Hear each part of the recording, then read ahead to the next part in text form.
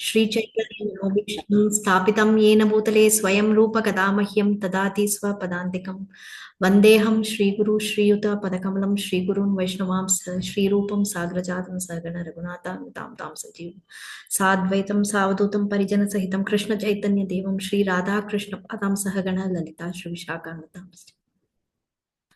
नमो विष्णुपादाय कृष्णप्रेष्ठाय भूतले श्रीमते भक्तिवेदांत स्वामिनिति नामिने नमस्ते सारस्वती देवी गौरवाणी प्रचारिणे निर्विशेष शून्यवादी पाश्चात्य देशतारिणे जय श्री कृष्ण चैतन्य प्रभु नित्यानंदा श्री अद्वैत गदाधर श्रीवासादि गौरभक्त वृंदा हरे कृष्णा कृष्ण कृष्णा हरे हरे हरे रामा राम राम हरे हरे कम करोति वाचालं पंकुं लंघयति यत्कृपातमहं वन्दे श्रीगुरुतीर्थारिणं परमानन्दमाधवं श्रीचैतन्येश्वरं हरि ओं तत्सत् हरे कृष्ण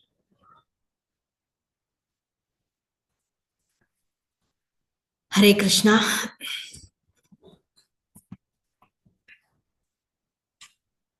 இது மாதாஜி சொன்ன மாதிரி அரியாமா அப்படின்றவர் பகவான எப்படி ஸ்துதிக்கிறார், என்ன சொல்றார் அப்படின்றது பார்க்கலாம். அவர் சிம்பிளா நம்மளுக்கு எல்லாம் தெரிஞ்ச விஷயம் தான் சொல்லியிருக்காரு ஃபுல்லாவே. பட் ஆனா அப்பப்ப நம்ம மறந்து போயிடும். அத ஒரு ரிமைண்டர் மாதிரி நம்ம பாகவதம் பகவத்கீதா எல்லாம் பிரபுபாத் 100 வாட்டி அப்பப்ப ரிப்பீட் பண்ணிட்டே இருப்பாரு.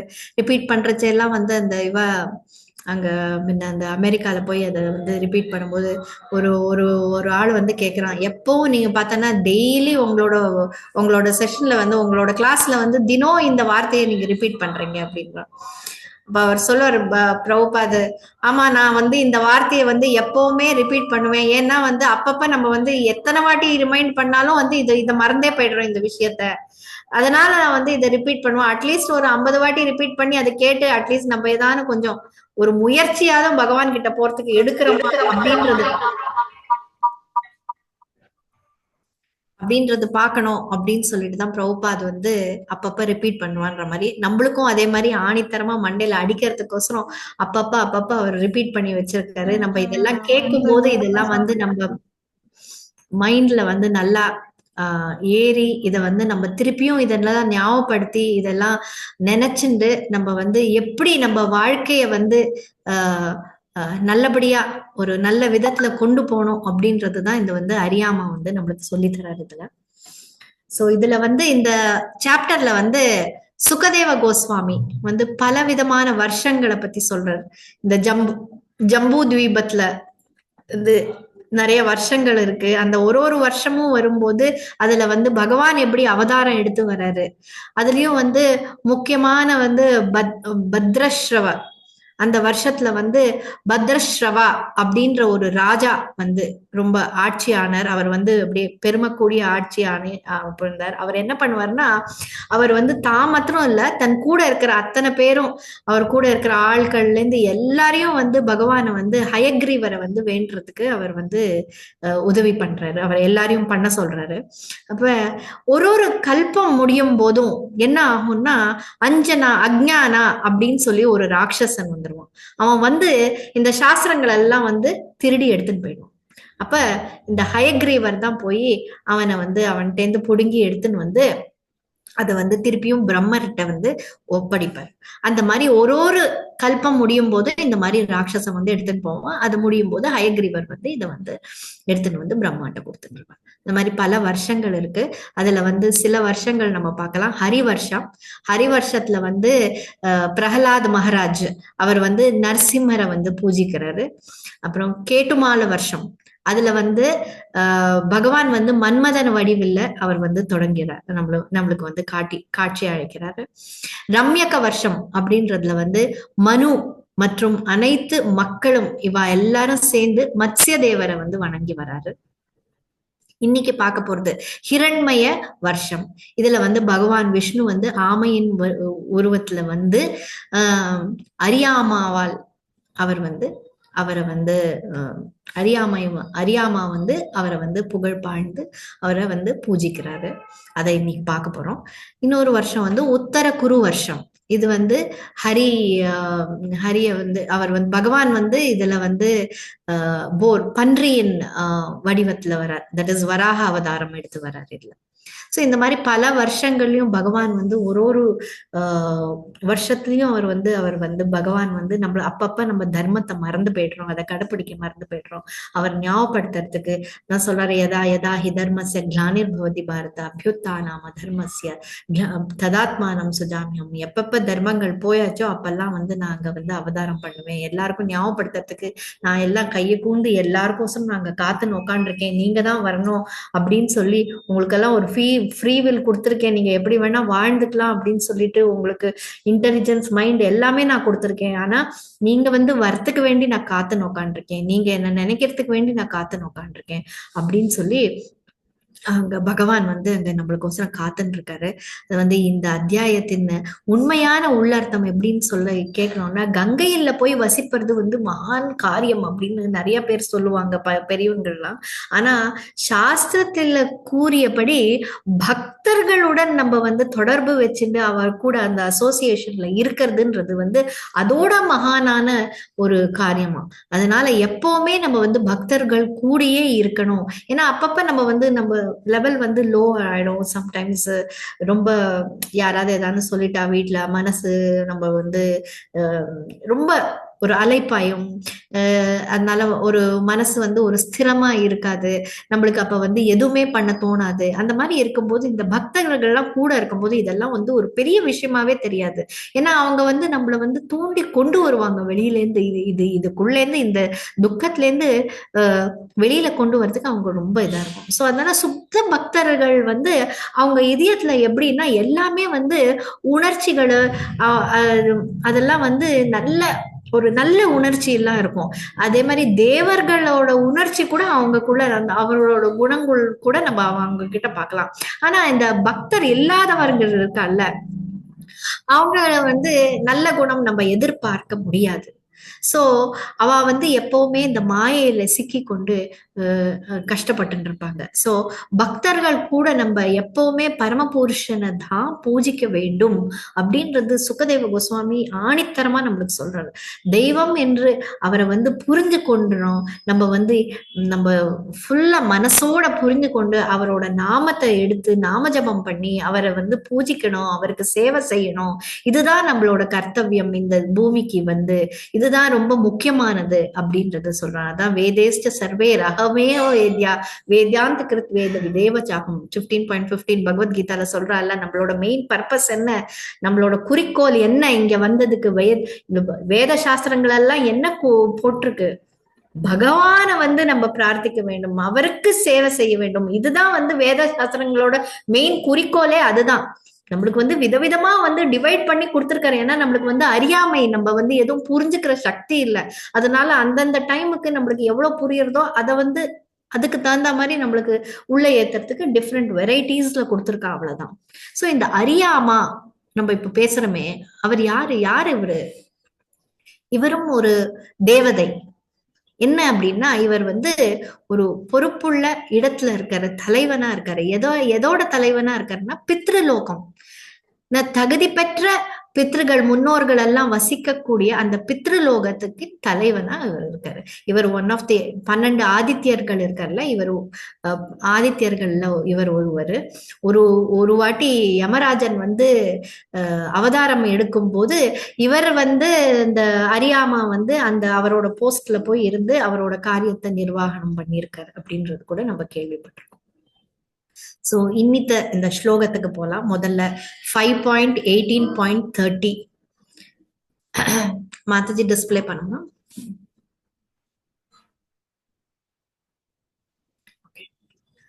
ஓம் நமோ பகவதே அகூபாராய சர்வசத்வகுண விசேஷணானு பலலக்ஷித ஸ்தானாய நமோ வர்ஷ்மனே நமோ பூம்னே நமோ நமோ அவஸ்தானாய நமஸ்தே. மாதாஜி டிரான்ஸ்லேஷன் படிக்கிறீங்களா? நான் படிக்கிறேன் மாதாஜி. மொழிபெயர்ப்பு வழங்கிய ஸ்ரீ பக்திவேதாந்த சுவாமி ஸ்ரீல பிரபுபாதுக்கு ஜெய். ஓ எந்தன் பகவானே, கூர்ம மூர்த்தியாக வடிவம் கொண்டிருக்கும் உமக்கு எனது மரியாதைக்குரிய வந்தனங்கள். நீரே உன்னத குணங்கள் அனைத்திற்கும் உறைவிடம் ஆண்பர். விஷயத்தினால் முற்றிலும் பாதிக்கப்படாதவரும் ஆவீர். நீர் மிகவும் நிறைவாக தூய நற்குணத்தில் இருக்கின்றீர்.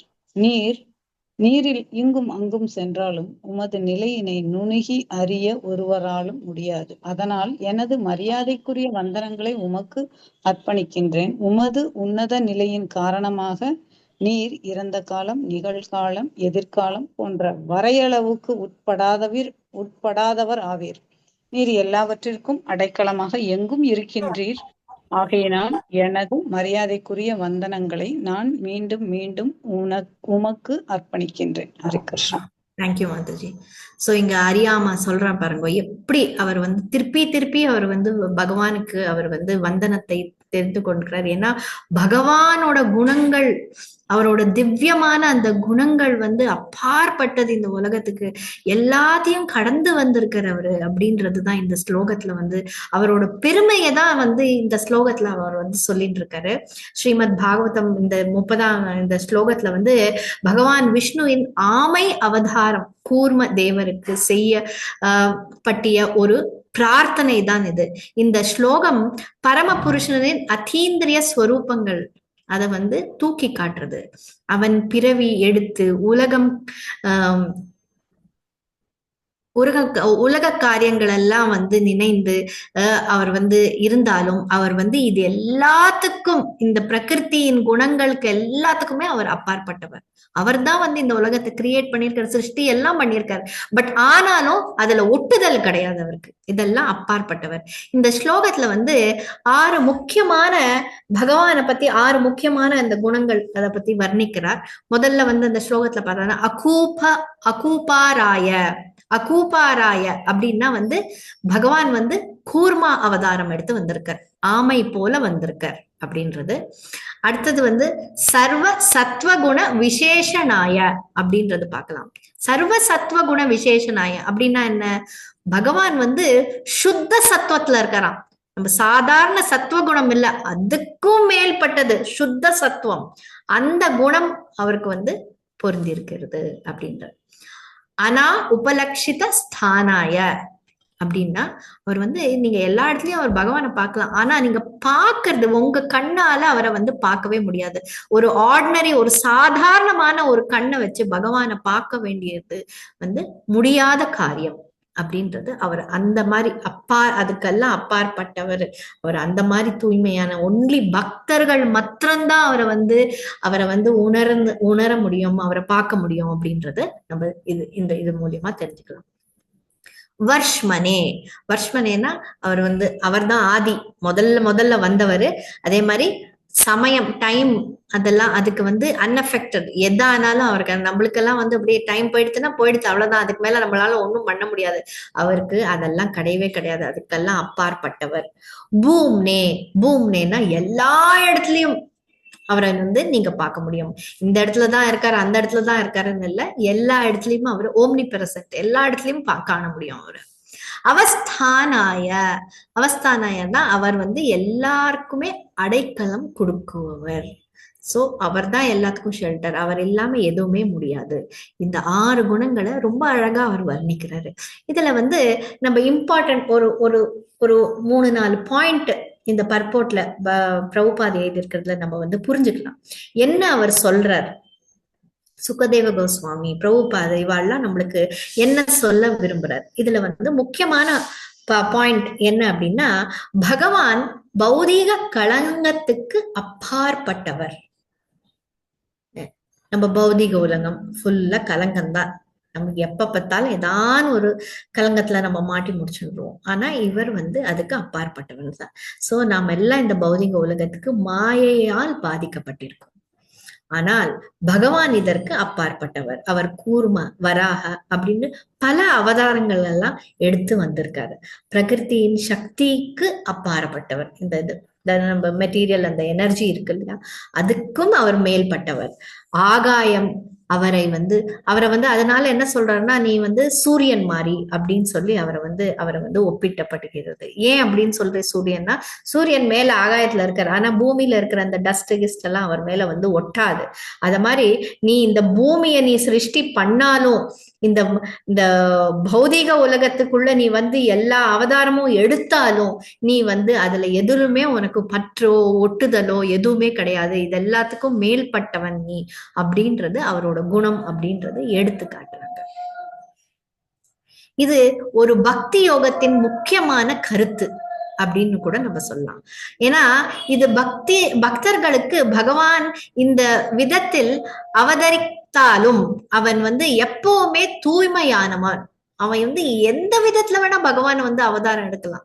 இப்படித்தான் இருக்கணும், அப்படித்தான் இருக்கலாம், அப்படித்தான் இங்க வந்து இது பன்றி, நம்ம எப்பவுமே பன்னியை வந்து ஒரு லாஸ்ட் கேட்டகரியில வச்சிருப்போம். பட் ஆனா அவர் அதுல அந்த பன்றி அவதாரம் எடுத்து வராரு, வராக மூர்த்தியா வராரு. வந்து அப்பவும் வந்து ஹிரண்யாக்ஷனை வந்து இது பண்ணி வதம் பண்ணி எல்லாருக்கும் வந்து நல்லது செய்யறாரு. சோ அவர் எந்த ரூபத்துல வந்தாலும் சரி, ஆனாலும் அவர் வந்து திவ்யமானவர் அப்படின்றது வந்து நம்ம ஞாபகம் வச்சுக்கணும். அத வந்து அவரு இப்படி வந்தாதான் வந்து நம்ம பகவானா நம்ம வேண்டுவோம், இப்படி வந்தா நம்ம வேண்ட மாட்டோம் அப்படின்லாம் சொல்லக்கூடாது. சோ இன்னைக்கு வந்து கூர்மா அவதாரத்துல வந்திருக்காரு. சோ நம்ம எல்லாருக்குமே இந்த கூர்மரோட கதை தெரியும் இல்லையா? சோ சமுத்திர மந்தனம், இந்த கூர்மா அவதாரம் எப்படி ஆரம்பிச்சது, அந்த ஸ்டோரிய ஷார்ட் ஃபார்ம்ல சொல்லணும்னா ரொம்ப சுகமான ஒரு பாஸ்ட் டைம். இதுல இருந்து நம்ம என்ன கத்துக்க போறோம் அப்படின்றதுதான் இந்த ஸ்லோகத்துல இருக்கு. சோ சமுத்திர மந்தனம் செய்யும் போது அது வந்து பாகவதம் 8.7 அதுல நம்மளுக்கு கொடுத்துருக்கு. சோ தேவா ஒரு பக்கம் எல்லாம் தேவதைகள், ஒரு பக்கம் எல்லாம் அசுரர்கள் எல்லாரும் சேர்ந்து கடைய ஆரம்பிக்கிறாங்க. என்ன வேணும் அவளுக்கு எல்லாம்? அமிர்தம் வேணும். அமிர்தம் அவள்லாம் வந்து எப்பவுமே சாகாம இருக்கணும், எட்டர்னலா இருக்கணும் அப்படின்றது, அழியாம இருக்கணும் அப்படின்றது அவங்களோட ஆசை. அதனால எல்லாரும் அந்த ஆசைனால வந்து என்ன பண்றாரு, இந்த மந்தார மலை இருக்குல்ல அதை கொண்டு வந்து நடுவுல வைக்கிற கடையறதுக்குன்னு. அதான் வந்து சேர்னிங் ராட் அவளுக்கு. அதை எடுத்துன்னு வந்து வச்சு, வாசுகி இருக்கால, வாசுகி அந்த பாம்பு, அதை எடுத்துன்னு வந்து கயர் மாதிரி யூஸ் பண்ணி எப்படி யசோதா வெண்ணைய கடையிறாரோ, இவா ரெண்டு பேரும் ஒரு பக்கம் எல்லாம் அசுரா, ஒரு பக்கம் எல்லாம் தேவதைகள் எல்லாரும் சேர்ந்து கடைய ஆரம்பிக்கிறாங்க. நல்லா கடையும் போது இப்ப என்ன ஆச்சு, இதுல ஒரு ப்ராப்ளம். இதெல்லாம் வந்து இப்படி கடையும் போது இந்த மலை, மந்தார மலை தான் மெயின் கடையறதுக்கு, அந்த ராடே வந்து கீழே போக ஆரம்பிச்சிருது. மந்தார மலை கொஞ்சம் கொஞ்சமா தண்ணிக்குள்ள முழுக ஆரம்பிச்சிருது. வெயிட் ஜாஸ்தி இல்ல, ரொம்ப ஹெவியா இருக்குல்ல, அதனால கீழே இறங்க ஆரம்பிச்சது. இது என்னடா அது இப்படி இறங்கி போயிடுது, அப்ப எப்படி நம்ம கடைவோம், எப்படி நம்மளுக்கு வந்து அமிர்தம் கிடைக்கும் அப்படின்னு சொல்லிட்டு எல்லாரும் சேர்ந்து பகவான் விஷ்ணு அப்படின்றாரு. வேண்டினோடனே பகவான் வந்து ஒரு பெரிய ஆமை ஒரு வடிவத்துல வந்து அவர் என்ன பண்றாரு, தண்ணிக்குள்ள இறங்கி அந்த மலை இருக்குல்ல, மலை, அந்த மந்தார மலை, அதுக்கு அடியில போய் அது அப்படி உக்காண்டுக்கிறார். அப்படி உக்காண்ட உடனே அந்த மந்தார மலைய தன்னோட முதுகுல, ஆமையோட அந்த முதுகுல வந்து வச்சு அதுக்கு ஒரு பிக் சப்போர்ட் கொடுத்து அதை மேல கொண்டு வர்றார். தண்ணிக்குள்ள போயிடுச்சுன்னா கடைய முடியாதுல்ல. சோ அவளுக்கு தண்ணிக்கு வசதியா இருக்கணும்னு சொல்லிட்டு அதை வந்து பேக் சப்போர்ட் கொடுத்து அந்த மலையை மேல கொண்டு வர இவா வந்து எப்படி வேணா கடிச்சுக்கிட்டோம். சோ இதுல இருந்து நம்மளுக்கு என்ன தெரியறது, பகவான் என்னன்னா, நம்மளுக்கு எந்த மாதிரி நிலைமை வந்தாலும் பகவான் வந்து அவரோட ஆதரவு நம்மளுக்கு எப்பவுமே இருக்கும். அவர் வந்து இந்த பிரபஞ்சத்தையே வந்து ஒரு சமநிலை, பேலன்ஸ் பண்ணி எடுத்துன்னு வர்றாரு. கஷ்டம் நஷ்டம் எப்படி வந்தாலும் சரி அதை வந்து ஒரு சமநிலையில கொண்டு வரணும்னு சொல்லிட்டு நம்மளுக்கு எப்பவுமே ஆதாரமா இருக்காரு. அவர் வந்து நம்மளுக்கு எப்பவுமே ஆதரவு கொடுத்துட்டே இருக்காரு. சோ அதனால நம்ம இந்த கூர்மா அவதாரத்துல இருந்து என்னென்னலாம் கத்துக்கலாம் அப்படின்றது பார்த்தோம்னா, நம்ம வந்து ஒரு செல்ஃப்லெஸ் சப்போர்ட், ஒன்னும் எதிர்பார்க்க முடியாத ஒரு சப்போர்ட். பகவான் வந்து ஒன்னும் எதிர்பார்க்கலையே இவாழ்கிட்டேருந்து, எனக்கு எதான் கொடுப்பான் இவாழ்கிட்டேருந்து, தேவதா அசுரர்கள்ட்ட இருந்து எதிர்பார்த்தாங்க, ஒன்னும் எதிர்பார்க்கல. ஆனா அவர் வந்து அவ கூப்பிட்ட கையோட வந்து இவ பாவம் கஷ்டப்படுறாளேன்னு சொல்லிட்டு அடியில வந்து அந்த பாரத்தை தூக்கிட்டு இருக்காரு. சோ அதே மாதிரி நம்ம பக்தரா இருந்து நம்ம வந்து சேவை செய்யும் போது நம்ம பகவான் கிட்ட இருந்து எதிர்பார்ப்பு இல்லாம நம்ம வந்து செய்யணும்.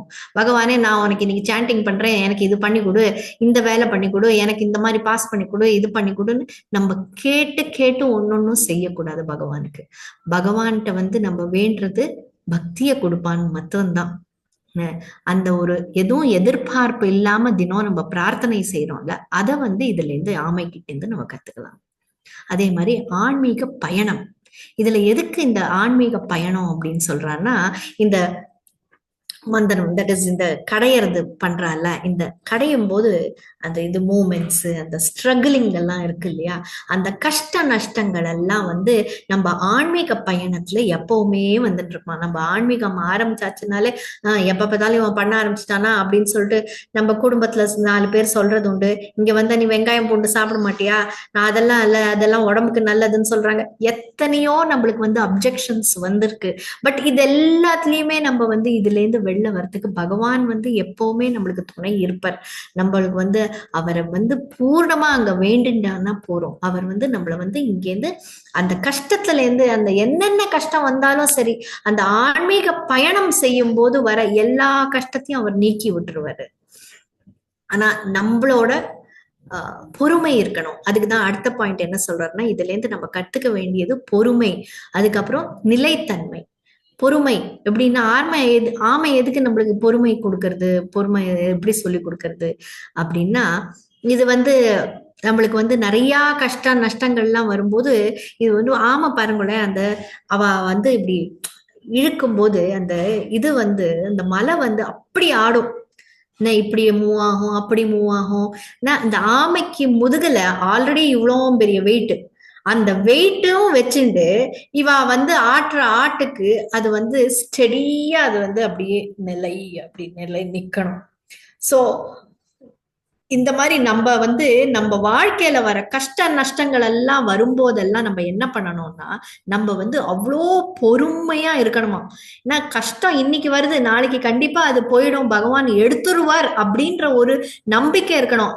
அந்த நம்பிக்கையில நம்ம என்ன பண்ணோம், நம்ம பண்றத வந்து ஸ்டெடியா நிலை தவறாம எவ்ரிடே அதை வந்து நம்ம கண்டினியூஸா பண்றதுன்றது ரொம்ப முக்கியம்.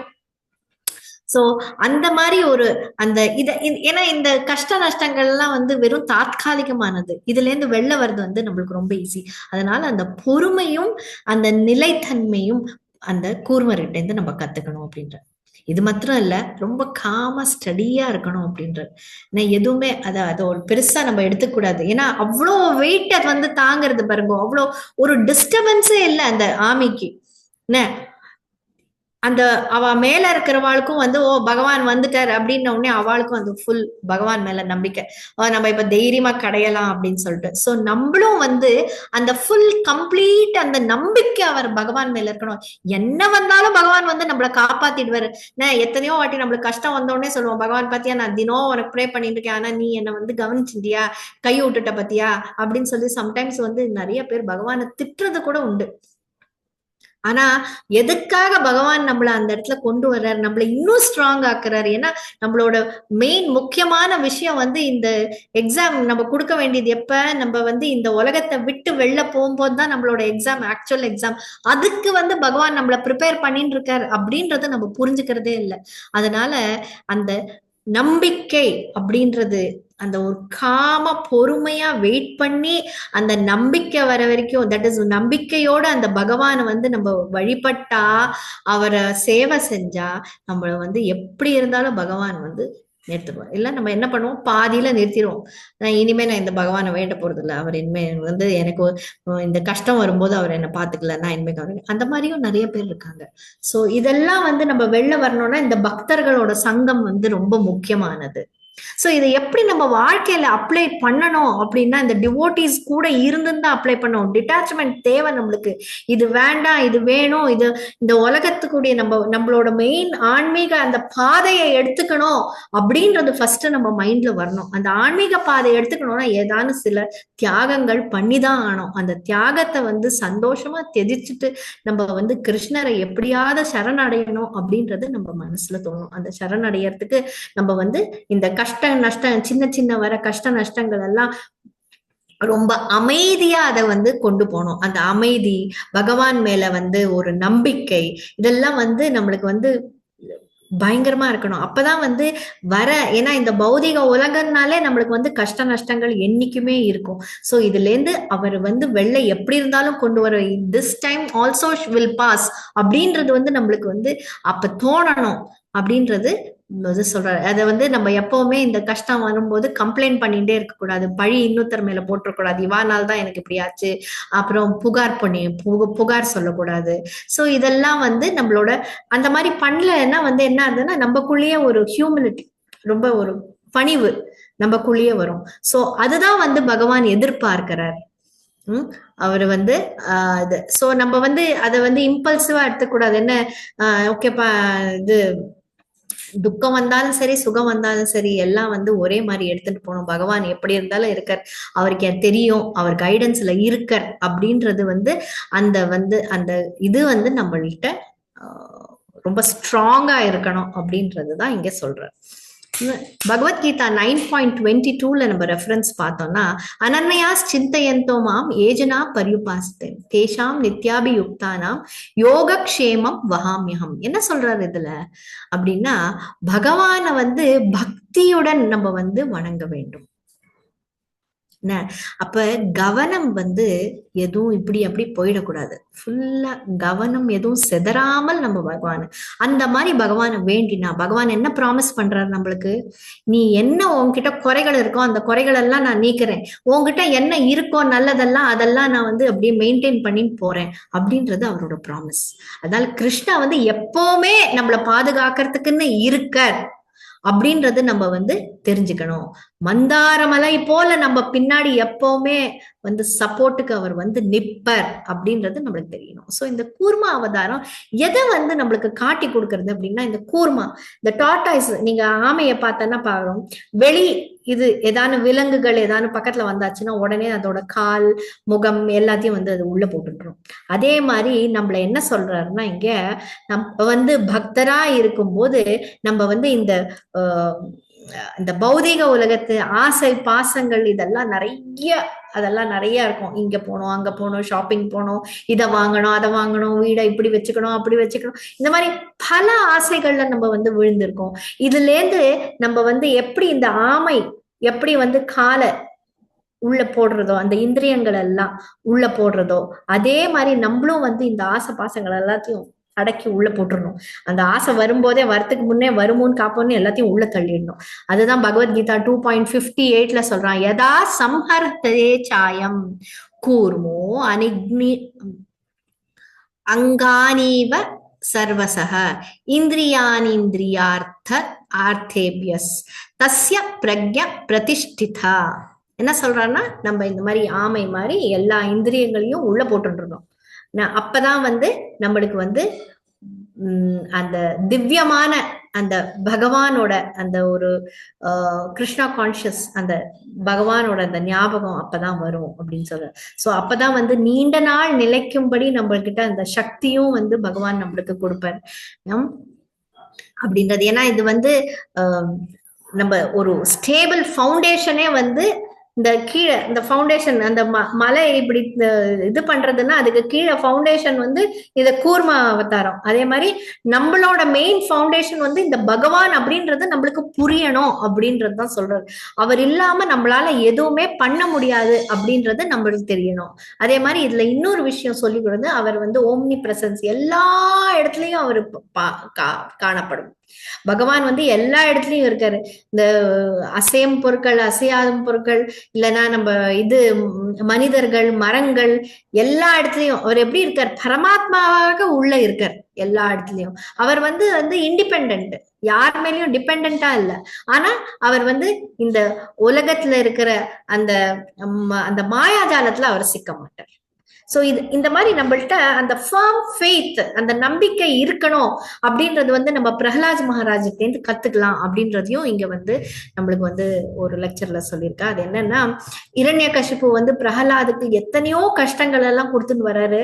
ஆனா அவர் வந்து பகவான வந்து எல்லா இடத்துலயுமே அவர் இருப்பர் அப்படின்ற ஒரு நம்பிக்கையில வந்து அவர் வந்து பிரகலாதன் வந்து ஒன்னும் யோசிக்கலாம் இல்ல, அந்த தூண்ல இருக்கிறன்னு கூட, தூண்ல இருக்கிறான்னு கேட்டோன்னு இருக்கார் அவருக்கு. ஏன்னா பிரகலாத் அந்த அளவுக்கு வந்து பகவான வந்து நல்லா புரிஞ்சுட்டு இருக்காரு. எல்லா இடத்துலயும் ஓம்னி பிரசன்ஸ் எல்லா இடத்துலயும் இருக்காரு அப்படின்னு சொல்லிட்டு, பகவானும் வந்து என்னோட பக்தனோட வார்த்தை வந்து பொய்யாயிடக்கூடாதுன்னு அந்த தூண்ல இருந்தும் வெளில வரத்துக்கு ரெடி ஆயிட்டார். அவர் கல்லுல இருந்து, தூணுல இருந்து, மலையில இருந்தோ இல்லைன்னா இந்த காட்டுல ஏதோ எதுல வேணாலும் பகவான் வந்து இருக்காரு. அதனால எல்லா இடத்துல இருந்தும் வரத்துக்கு ரெடியா இருக்காரு. நம்மளுக்கு வேண்டி எப்படி வேணா சப்போர்ட் பண்றதுக்கு ரெடியா இருக்காரு. ஆனா நம்மளால அவரை வந்து நேரடியா பார்க்க முடியாது. பட் ஆனா நம்ம வந்து இந்த பொறுமையா ஒரு பணிவுடன் ஒரு அந்த ஆசை பாசைகள் எல்லாம் விட்டு பகவானை வந்து சரணடைஞ்சனா அவர் கண்டிப்பா நம்மளை ஏத்துப்பாரு. நம்மள வந்து இந்த ஒரு கஷ்ட நஷ்டங்கள்ல இருந்து வெளில கொண்டு வருவாரு. இது மாத்திரம் இல்ல, ஹரிஷ்சந்திரனோட கதை நம்ம கேட்கும் போதும் அதுலயும் வந்து எவ்வளவு பொறுமையா ஹரிஷ்சந்திரன் இருந்தார். விஸ்வாமித்ரர் அவருக்கு வந்து எவ்வளோலாம் கஷ்டத்தை கொடுத்தாரு. அவர் வந்து அவரோட ராஜ்யத்தை விட்டு கொடுக்குற மாதிரி ஆயிடுத்து, குடும்பத்தையே விடுற மாதிரி ஆயிடுத்து, செல்வங்கள் எல்லாம் விட்டாரு. அப்படி இருந்தாலும் அவர் உண்மையை வந்து கடைபிடிச்சே இருந்தாரு. பக்தி உண்மை இது ரெண்டும் அவர்கிட்ட போயிட்டே இருந்தது. கடைசியில பகவான் என்ன பண்ணாரு, அவருக்கு எல்லாமே திரும்பி வாங்கி கொடுத்துட்டாரு. அந்த மாதிரி பகவானுக்கு தெரியும் நம்மளுக்கு என்ன வேணும் அப்படின்றது. அதனால அவர் வந்து எப்போ நம்ம கை விட மாட்டார். நம்ம வந்து பகவானை வந்து நம்பிக்கையுடன் அந்த தர்மத்தை வந்து நம்ம காப்பாத்தி நம்ம போனானா பகவான் வந்து கண்டிப்பா நம்மளுக்கு வந்து கொடுப்பார் அப்படின்றது இந்த ஸ்லோகத்துல வந்து நம்மளுக்கு. அதனால நம்ம வந்து ஹரிஷ்சந்திரா, துருவா, பிரகலாது அவளெல்லாம் இந்த மாதிரி அவளோட கதைகள் எல்லாம் கேட்கும் போதெல்லாம் நம்மளுக்கு பகவான் மேல இன்னும் நம்பிக்கை கொஞ்சம் கொஞ்சமா ஜாஸ்தி ஆகணும் அப்படின்றதுதான் எல்லாருக்கும் அவர் வந்து சொல்ல விரும்புறார். சோ 31வது ஸ்லோகம் நம்ம பார்க்கலாம். யத்ரூபம் ஏத நிஜ மாயாயார்பிதம் அர்த்தஸ்வரூபம் பகுரூபரூபிதம் சங்க்யான யஸ்யாஸ்த்ய யதோபலம்பனாத் தஸ்மை நமஸ்தே வியபதேசரூபிணே. ஹரே கிருஷ்ணா. மொழிபெயர்ப்பு. போற்றுதற்குரிய பகவானே, கண்ணுக்கு புலனாகும் இப்பிரபஞ்சத்தை தோற்றம் உமது படைப்பு சக்தியின் வெளிப்பாடாகும். இப்பிரபஞ்ச தோற்றத்தில் உள்ள எண்ணற்ற வடிவங்கள் எல்லாம் உமது புறசக்தியின் வெளிப்பாடாகும். இவ்விராட ரூபம் உமது உண்மையான வடிவம் அன்று. உன்னத வடிவத்தை ஒருவராலும் உணர முடியாது. அதனால் நான் எனது மரியாதைக்குரிய வந்தனங்களை உமக்கு அர்ப்பணிக்கின்றேன். Hare Krishna Mataji. Thank you Mataji. Thank you Mataji. So இதுவும் ஒரு அருமையான ஸ்லோகம். இதுவும் அறியாமா வந்து எவ்வளவு நல்லா பகவான வந்து புகழ்ந்திருக்காரு. அவர் என்னென்னலாம் பண்ணியிருக்காரு, எப்படி எல்லாம் இந்த உலகத்தை படைப்பிச்சு கொண்டு வந்திருக்காரு அப்படின்றத வந்து மாயையால ரொம்ப இருக்கிற இந்த இது தட் இஸ் இந்த உலகம் அப்படின்றதெல்லாம் நம்மளுக்கு வந்து அவ்வளவு அழகா எல்லாம் தெரிஞ்ச விஷயம்தான். நம்ம வந்து டெய்லி கேட்கிற விஷயம்தான். அதை வந்து இவர் வந்து அவ்வளவு நல்லா பகவான்கிட்ட ப்ரே பண்ணி இது சொல்லியிருக்காரு நம்மளுக்கு. சோ இதுல முதல் முக்கியமான பாயிண்ட் என்ன சொல்றாருன்னா, பகவான் வந்து இந்த பௌதீக உலகத்தை வந்து அவர் வந்து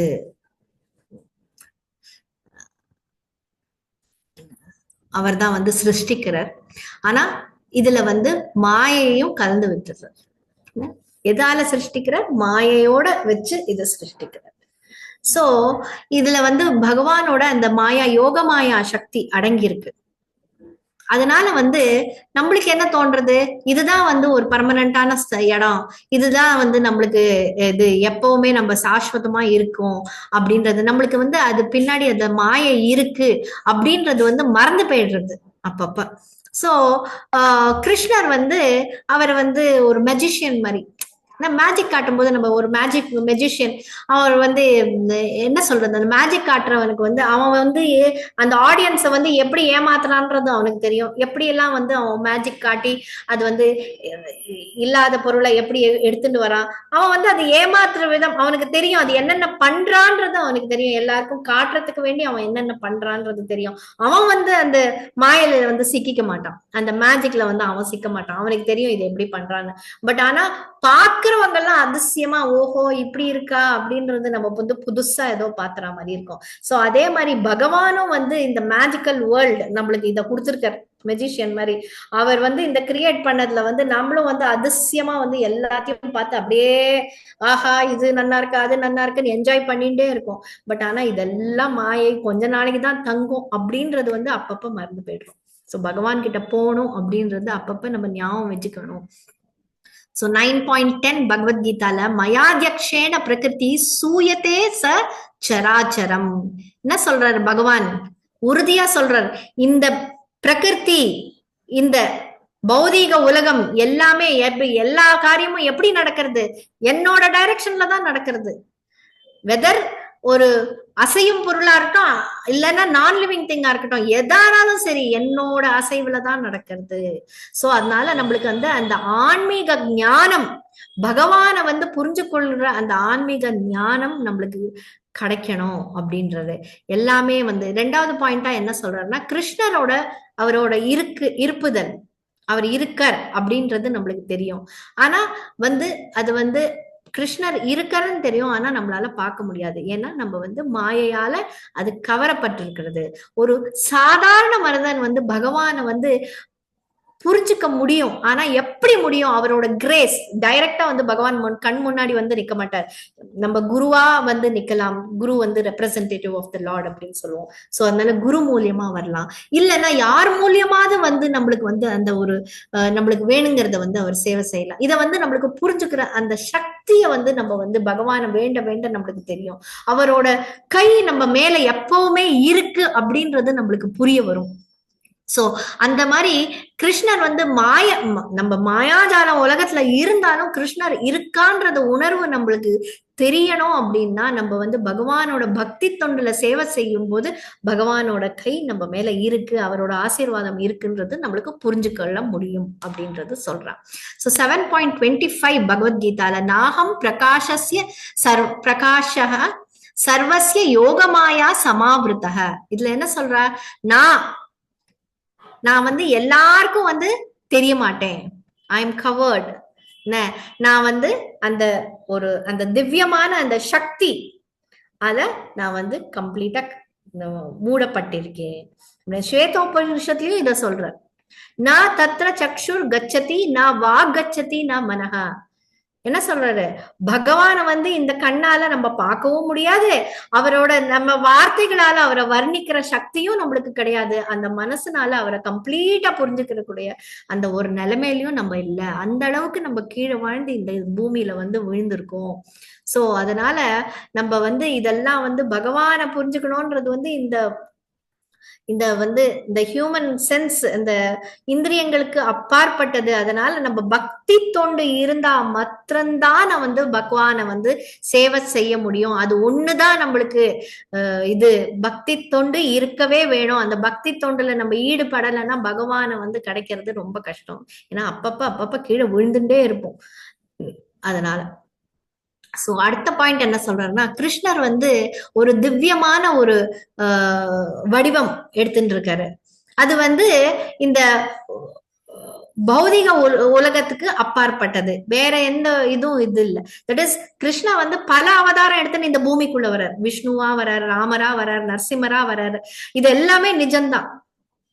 ஆனா ஒரிஜினல் ஃபார்ம்னு ஒண்ணு இருக்கு இல்ல, அது வந்து இது எல்லாத்துக்குமே அப்பாற்பட்ட. பூமியில வந்தாலும் அந்த பகவான் வந்து எது கூடயும் காம்ப்ரமைஸ் கிடையாது. அதனால நான் பூமியில வந்துட்டேன் அப்படின்னு சொல்லிட்டு நம்மள மாதிரி ஒரு சாதாரண மனுஷன் மாதிரி நம்ம கூட இருந்து நம்ம கூட வாழ்ந்து எல்லாம் பண்ற கஷ்ட நஷ்டங்கள் எல்லாம் எடுத்து. ஏன்னா நம்ம எப்பவுமே வந்து ஒரு முன்னோரை பார்த்து ஃபாலோ பண்ணுவோம்ல, ஒரு பெரிய மகானை பார்த்து ஃபாலோ பண்ணுவோம்ல. சோ அதனால இவரை பார்த்து யாராவது தப்பா ஃபாலோ பண்ணிட்டானா கஷ்டம். அதனால நம்மள மாதிரியே இருந்து வாழ்ந்து எல்லாம் காட்டுறாரு. ஆனா எதுலயுமே பற்றுதல் அவருக்கு கிடையாது. சோ திருப்பி ரிப்பீட் பண்ணிட்டு இருக்கிற 7.25 வந்து திருப்பி இதுல ரிப்பீட் பண்ண கிருஷ்ணா வந்து அவரோட திவ்ய சக்தியால வர்றார். ஆனா இது எதுலயுமே இந்த உலகத்துல இருக்கிற எதுலயுமே அவருக்கு வந்து ஈடு கிடையாது. அதனால அவர் எந்த நிலைமையில வந்தாலும் நம்ம எல்லாரையுமே கைடு பண்ணி நம்மளுக்கு எல்லாம் சொல்லி கொடுத்து நம்மள வந்து பகவான் கிட்ட ஐஷன் போறதுக்கு தான் அவர் வந்துட்டு இருக்காரு. அந்த அவரு நம்மளுக்கு புரிய வைக்கிறதுக்குன்னே அவர் வந்து கஷ்டப்பட்டு இங்க வர்றாரு. நம்ம வந்து எங்க மாட்டி முழிக்கிறோம்ல, நம்ம வந்து இது இதுல எக்ஸிபிஷன்ல போய் அப்படியே அம்மா கையை விட்டு எப்படியோ தனியா பிரிஞ்சு போயிட்டோம்.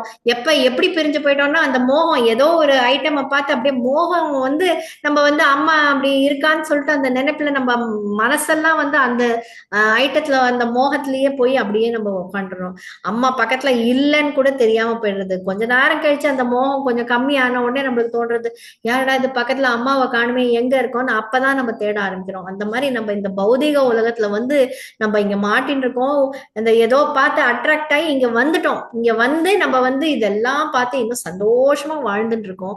நம்மளுக்கு என்னைக்கு வந்து அந்த பகவான வந்து தட் இஸ் இந்த இதெல்லாம் வந்து தாண்டி நம்மளுக்கு வந்து இந்த ஆசை பாசத்துல எல்லாம் விட்டு வெளில வரும்போதுதான் வந்து பகவான் கையை விட்டு நம்ம இங்க வந்து விழுந்திருக்கோமேன்னு அன்னைக்குதான் நம்மளுக்கு தோணும். அதனால அப்ப வந்து பகவான அவ்வளவு லேட்டா பிடிக்கிறதுக்கு பதிலா இப்ப கேட்டு கேட்டு கேட்டு நம்ம வந்து பகவான் சீக்கிரமா பிடிச்சு அவர்கிட்ட போய் சேர்றது நல்லது அப்படின்றது நம்ம இதுல இருந்து புரிஞ்சுக்கலாம். அதே மாதிரி இதுல இன்னொரு பாயிண்ட் சொல்றது வந்து பகவானை வந்து நம்ம அளக்க முடியாது. இப்போ சயின்ஸ்ல அப்படி எல்லாம் பார்த்தோன்னா ஒரு ரியாலிட்டி லாஜிக்கு இதெல்லாம் வேணும் அவளுக்கு, எல்லாம் அளக்கணும் அவளுக்கு. அவரோட குவாலிட்டி குவான்டிட்டி, அவருக்கு எவ்வளவு குணங்கள் இருக்கு, இது சரியா அது சரியா, இப்படி நடந்தது சரியா அப்படி நடந்தது சரியான்னு ஒரு ஒரு இது என்ன ஒரு டிபேட்டே பண்ணலாம் அவ சயின்ஸ்காரெல்லாம். அந்த மாதிரி வந்து ஒரு ரியாலிட்டி, இது நிஜம் இது பொய், இது லாஜிக்கு, இது சரியில்லை இது சரி உண்டு அப்படின்ற மாதிரி அந்த வாழ்க்கையை அந்த சயின்ஸ்ல ஓடுறாங்க. பட் பாகவதம் அப்படி கிடையாது. பகவான் வந்து நம்ம எப்படி இருந்தாலும் அளந்து பார்க்க முடியாது. அவர் இதுக்கு எல்லாத்துக்குமே அப்பாற்பட்டவர் அப்படின்னு சொல்ல. சோ அசங்கேய அப்பிரமேயா அப்படின்னு சொல்லி இந்த பாகவதத்துல 1.3.3 சொல்றாரு. அசங்கேய அப்பிரமேய அப்படின்றார் பகவான. ஏன்னா பகவானோட ஐஸ்வர்யங்களுக்கு கவுண்ட்லெஸ் தான். அது வந்து நம்ம 6 ஐஸ்வர்யங்கள் நம்ம படிக்கிறோம். பட் ஆனா ஆக்சுவலா பார்த்தோன்னா 64 குவாலிட்டிஸ் நம்ம பார்த்திருக்கோம் பகவான் கிட்ட இருக்கு அப்படின்றது. பட் ஆனா இது எல்லாத்துக்கும் மேல இன்னும் கவுண்டே பண்ண முடியாத அளவுக்கு நம்ம வந்து நம்மளுக்கு அறியாமையா நம்மளுக்கு தெரியாது. பட் ஆனா அவர்கிட்ட இன்னும் கவுண்ட் பண்ண அளவுக்கு அளக்க முடியாது பகவான, அவரோட பியாண்ட் மெஷர்மெண்ட் அப்படின்றது சொல்றேன். சோ அதனால நம்ம பக்தி பண்ணாதான் இதெல்லாம் தெரிய வரும். நாலேஜ் நம்மளுக்கு புரியணும், பகவானை பத்தி புரியணும்னா பக்தி தான் ஒரே மார்க்கம். இன்னொரு விஷயம் இதுல ஸ்பெசிஃபிக்கா சொல்றதோட அவரோட தட் இஸ் அவரோட ஃபார்ம், அவரோட வடிவம், இல்லைன்னா அவரோட வேர்ட்ஸ், அவரை வந்து நம்ம சொல்ற புகழ்ந்து காட்டுற அந்த வேர்ட்ஸ் எல்லாம் நம்மளால ஒன்றும் செய்ய முடியாது. இந்த இவரை பார்த்தோன்னா நீங்க பாருங்க, பகவானோட நாமம் எடுக்கிறதே நம்மளுக்கு வந்து வாயில வருது வந்து பெரிய விஷயம். பகவான் நாமம் வாயில வருதுன்றது அவ்வளோ ஈஸி இல்லையா. நம்மளுக்கு இப்பெல்லாம் வந்து ராமான்னு சொல்ல முடியறதுன்னா அது பெரிய விஷயம், கிருஷ்ணான்னு சொல்ல முடியறதுன்னா அது பெரிய பெரிய விஷயம். எத்தனையோ பாக்கியம் பண்ணி நம்ம வந்திருக்கோம் இந்த பேர் எடுக்கணும்னா. அந்த பகவானோட புகழ் பாடுறதுக்கு நம்ம யாருக்குமே வந்து அந்த அளவுக்கு வாயில வரவே வராது. அந்த இவரையே பாருங்களேன், வால்மீகி எல்லாம் எவ்வளவு கஷ்டப்பட்டாரு அவரு. ராமாயணம் எல்லாம் எழுதியிருக்காரு. இன்னைக்கு நம்ம அவர் பேர் புகழ்ந்து நம்ம அவரை பத்தி பேசுறோம். பட் ஆனா அந்த வால்மீகி எவ்வளவு கஷ்டப்படுற இனிஷியல் ராமான்னு நாரதா சொல்லி கொடுக்குற, ராமா சொல்லுன்னு அவரால் வாயில ராமான்னு நுழைய முடியலையா. அதனால மரான்னு சொல்லி கொடுக்குறாரு. மரா மரா மரா மரா மரா மரா சொல்லி அப்புறமா அது ராம ராமாவா கன்வெர்ட் ஆச்சு. ஸோ அந்த மாதிரி நம்ம பகவானோட வார்த்தைகள் அவர் டிஸ்கிரைப் பண்றதுக்கு அந்த வேத உபநிஷத்துல இருக்கிற அந்த வார்த்தைகள் கூட நம்ம வாயில வரணும்னா அதுக்கு ரொம்ப புண்ணியம் பண்ணிருக்கணும். அதுக்கெல்லாம் மீறி இருக்கார் பகவான் அப்படின்றது சொல்லலாம். சோ வந்து நம்ம நம்ம நம்ம விடுங்க, நம்ம எவ்வளவோ கீழே இருக்கோம். பிரம்மா ஒரு ஹை லெவல்ல இருக்கிற, ஒரு ஹை போஸ்ட்ல ஸ்வர்கலோகத்துல உட்காந்து இருக்காரு. அந்த ஹை போஸ்ட்ல இருக்கிறவரே வந்து பகவானை வந்து அவருக்கு ஒண்ணும் முடியாதுன்னு சம்டைம்ஸ் அவர் நினைச்சுன்றாரு. அவரோட அந்த கதை தான் தெரியுமே, அவரை டெஸ்ட் பண்றாரு. பகவானோட அந்த திவ்ய சக்தியை வந்து பாக்குறதுக்கோசரம் அவர் என்ன பண்றாரு, சின்ன பையனா விருந்தாவனத்துல வந்திருக்காரு, அவர்கிட்ட என்னதான் சக்தி இருக்கும் பாத்துடலாம் அப்படின்னு சொல்லிட்டு என்ன பண்றாரு, அவர் விருந்தாவனத்துக்கு வரும்போது காட்டுல அவரோட ஃப்ரெண்ட்ஸ் இருக்கிற மாடுகள் கண்ணுக்குட்டி எல்லாத்தையும் சுருட்டி எடுத்துன்னு போய் குகைக்குள்ள போட்டு தூங்க பண்ணிட்டு. அவ்வளவுதான். கிருஷ்ணனுக்கு யாரும் கிடையாது. அவர்கிட்ட என்ன சக்தி இருக்கு, அவர் என்ன சின்ன பையன், என்ன ஒரு கவுஹர்ட் பாய் என்ன அப்படின்னு சொல்லிட்டு அவர் வந்து பிரம்மா வந்து அப்படி உட்காந்துருக்காரு. சோ அப்ப என்ன அந்த பகவான் என்ன பண்றாரு, அதே மாதிரி எத்தனை பேரை கொண்டு போய் அவர் மாடு கண்ணுக்குட்டி அவரோட ஃப்ரெண்ட்ஸ் எத்தனை பேர் இருக்கிறோ அத்தனை பேரோட டூப்ளிகேட் காப்பியும் அவர் கொண்டு வந்துடுறாரு. எல்லாரோட காப்பியும் கொண்டு வந்து எல்லாரும் வீட்டுக்கு போறாரு, வரா அவர் கூட விளையாடுறாரு பண்றாரு. ஃபுல்லா ஒரு வருஷம் ஃபுல்லா எப்படியா இருந்தது. பிரம்மா வந்து ஓகே கிருஷ்ணர் வந்து தனியா கஷ்டப்படுறத போய் பார்க்கலாம்னு சொல்லிட்டு எட்டி பார்த்தாருன்னா எல்லாருமே அங்க இருக்காரு. அவருக்கே டவுட் ஆயிட்டு இருந்தாலும் அது நம்ம அடைச்சு போட்டோமே, இவர் எப்படி எடுத்துட்டாரு அப்படின்னு சொல்லிட்டு அங்க போய் குகைக்குள்ள பார்த்தோன்னா இவெல்லாம் இன்னும் தூங்கி மயக்கத்துல இருக்காரு. அப்பதான் புரிஞ்சுது பகவான் வந்து அவ்வளோ ஒரு பெருமை, திவ்ய சக்தி அடைஞ்சவரு. நான் கொடுக்கலைன்னாலும் அவர் பாரு, அவரோட ஸ்வரூபம், ஹி இஸ் எக்ஸ்பேண்டிங் ஹிம்செல்ஃப். அவரையே வந்து அவ்வளோ சரீரமா அவர் வந்து கொண்டு வந்து எல்லாருக்கும் ஒரு கஷ்டமும் இல்லாத மாதிரி பாத்துக்கிறது. சோ அப்படி ஒரு அப்படியே அப்படியே அப்படியே நீ மறந்து போயிட்டாராம் பகவானோட திவ்ய சக்தியை கேட்டு. சோ அந்த மாதிரி அவரே வந்து சிக்கி கொண்டிருக்கும் போது, நம்ம எல்லாம் இந்த உலகத்துல எத்தனை இத்தினூண்டு நம்ம பண்றோம், அதுக்கு வந்து எத்தனை வாட்டி நம்ம சிக்குவோம். நாரதர் கூட இந்த மாதிரி மாயையில சிக்கி கொண்ட கதை நம்மளுக்கு எல்லாருக்கும் தெரியும். அந்த கிருஷ்ணரும் நாரதரும் நடந்து போகும்போது திடீர்னு ஒரு வாட்டி அவர் வந்து எனக்கு ரொம்ப தாகமா இருக்கு, போய் தண்ணி கொண்டு வா அப்படின்னு சொல்லி நாரதர் அனுப்புறாரு. நாரதர் வந்து நதி கிட்ட போய் தண்ணி எடுக்க போகும்போது அங்க அழகான ஒரு பொண்ணை பாக்குறாரு. பொண்ணை பார்த்த உடனே அவருக்கு அப்படியே அவ மேல அப்படியே பாசம் பொங்கி அவளை அப்படியே கல்யாணம் பண்ணிட்டு அவர் ஊருக்கு போயிடுறாரு. அப்புறம் அங்க வந்து கிரகஸ்தனா வாழ்ந்து குழந்தையெல்லாம் பெத்துண்டு வாழ ஆரம்பிச்சிடுறாரு. திடீர்னு ஒரு நாள் ஒரு வெள்ளம் வந்து எல்லாம் அழிஞ்சு போயிடுறது, குடும்பம் போயாச்சு, சாமான் இது வீடு வாசல் எல்லாமே போயிடுது. பகவான் வந்து அப்ப முன்னாடி வந்து நிக்கிறார். நாரதா, எனக்கு தண்ணி கொண்டு வரேன்னு போறியே, நீ தண்ணி கொண்டு வரலையே இன்னும் அப்படின்னு வந்து கேக்குறாரு. அப்பதான் அவருக்கு நியாயம் வந்து, என்னடா அது, நம்ம தண்ணி கொண்டு வரதுக்குன்னு போய் இப்படி ஒரு மாயையில ஜாலத்துல நம்ம வந்து மாட்டிண்டு ஒரு பொண்ணை பார்த்து மயங்கி இத்தனை குடும்பமே நடத்தி முடிச்சிருக்கோமே அப்படின்னு அப்பதான் அவருக்கு தோன்றது. அவ்வளவு ஒரு அப்பாற்பட்ட பகவானையே 24 மணி நேரம் நினைக்கிறவரு கூட அந்த மாயையில வந்து மாட்டி முழிக்கிறன்னா நம்மளோட கதியெல்லாம் நீங்க யோசிச்சு பாருங்க எப்படி இருப்போம்னு. அதனால எப்பவுமே ஸ்ட்ராங்கா நம்ம வந்து ஒரு டிவோட்டி அசோசியேஷன் வச்சுக்கலன்னு வச்சுக்கோங்க, இட் இஸ் வெரி டிஃபிகல்ட். ஏன்னா இந்த உலகம் வந்து தற்காலிகமானது, நித்தியமானது வந்து பகவான் மாத்திரம்தான் அப்படின்றது அப்பப்ப நம்மளுக்கு மண்டையில உடைக்கிறதுக்கு அடிக்கிறதுக்கு ஒருத்தர் ஆள் வேணும். பெரிய ஞானிகள் ரிஷிகள் இவா எல்லாமே வந்து பகவானை தான் வந்து சரணர். எல்லாருமே இந்த மாயையில மாட்டி முடிக்கிறார்.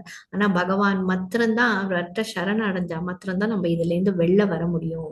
இதை எப்படி நம்ம பிராக்டிக்கலா நம்ம வாழ்க்கையில எப்படி இதை கடைப்பிடிக்க முடியும் அப்படின்றதுன்னா, முதல்ல வந்து இந்த உலகத்துல இருக்கிற ஆசை பந்தம், இந்த சாமான் மேல இருக்கிற ஆசை, இந்த செல்வத்து மேல இருக்கிற ஆசை, இதெல்லாத்தையும் நம்ம விட்டு வரணும். இதெல்லாம் கொஞ்சம் கொஞ்சமா விட்டு. நீங்க எக்ஸாம்பிள் சொன்னேன், எங்க யாத்திரால ஒரு மாதவி சரணமாதவ பிரபு இங்க அவங்க வைஃப் மாதாஜி வந்து என்ன பண்ணா தெரியுமா, அவங்களுக்கு வந்து எப்பவுமே ஒரு புடவை வாங்கினான்னா அந்த மாதாஜி வந்து உடனே அதுக்கு செட்டு கரெக்டா கோல்டுலயே அதுக்கு மேட்சிங்கா ஒரு காதுத்தோடு வாங்கிடுவாங்களாம். அது வந்து சின்ன வயசுல இருந்தே அதே பழக்கமா அவங்களுக்கு. சோ கல்யாணம் ஆனப்புறமும் அந்த மாதாஜி வந்து அப்படியே இருந்தாங்க. அப்ப ஈவன் இனிசியேஷன் எல்லாம் ஆனப்புறமும் அந்த மாதாஜி வந்து அந்த பற்று கொஞ்சம் கம்மியா இருந்ததே தவிர அது இருந்தது.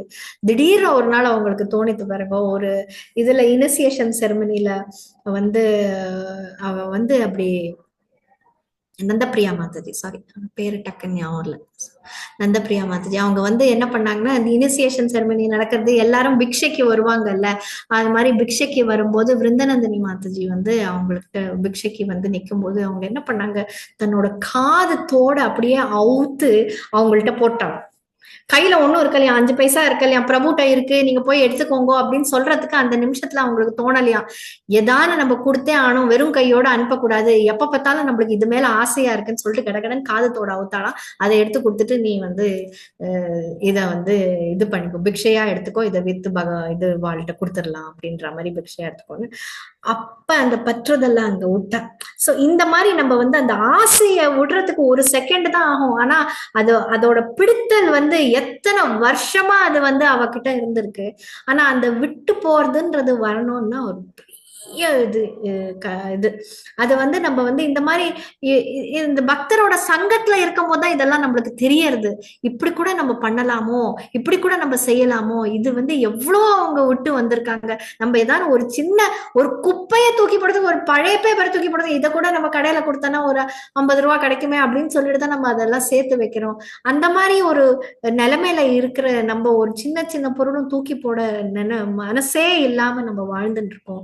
சோ இந்த மாதிரி ஒரு அட்டாச்மெண்ட்ல இருந்து நம்ம வெளில வரணும், பகவானை வந்து சரணடையணும், பக்தியுடன் அன்புடன் அவரை வந்து அவருக்கு சேவை செய்யணும். அப்பதான் வந்து நம்ம இந்த சேவை சேவை சேவை எப்ப பார்த்தாலும் இன்னைக்கு எனக்கு உடம்பு முடியலப்பா, நான் இன்னைக்கு ப்ரோக்ராம் போல, நான் எதுவும் செய்ய முடியாது, மாதாஜி எனக்கு குக்கிங் சேவா கொடுத்துருக்கா, என்னால இன்னைக்கு முடியாது, கை கால்லாம் ரொம்ப வலிக்கிறது.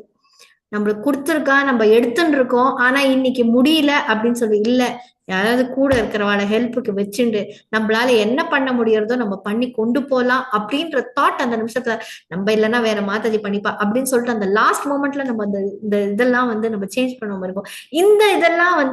இதெல்லாம் வந்து மாயை அப்படின்றது வந்து உறுதியா நம்மளுக்கு சொல்றாரு.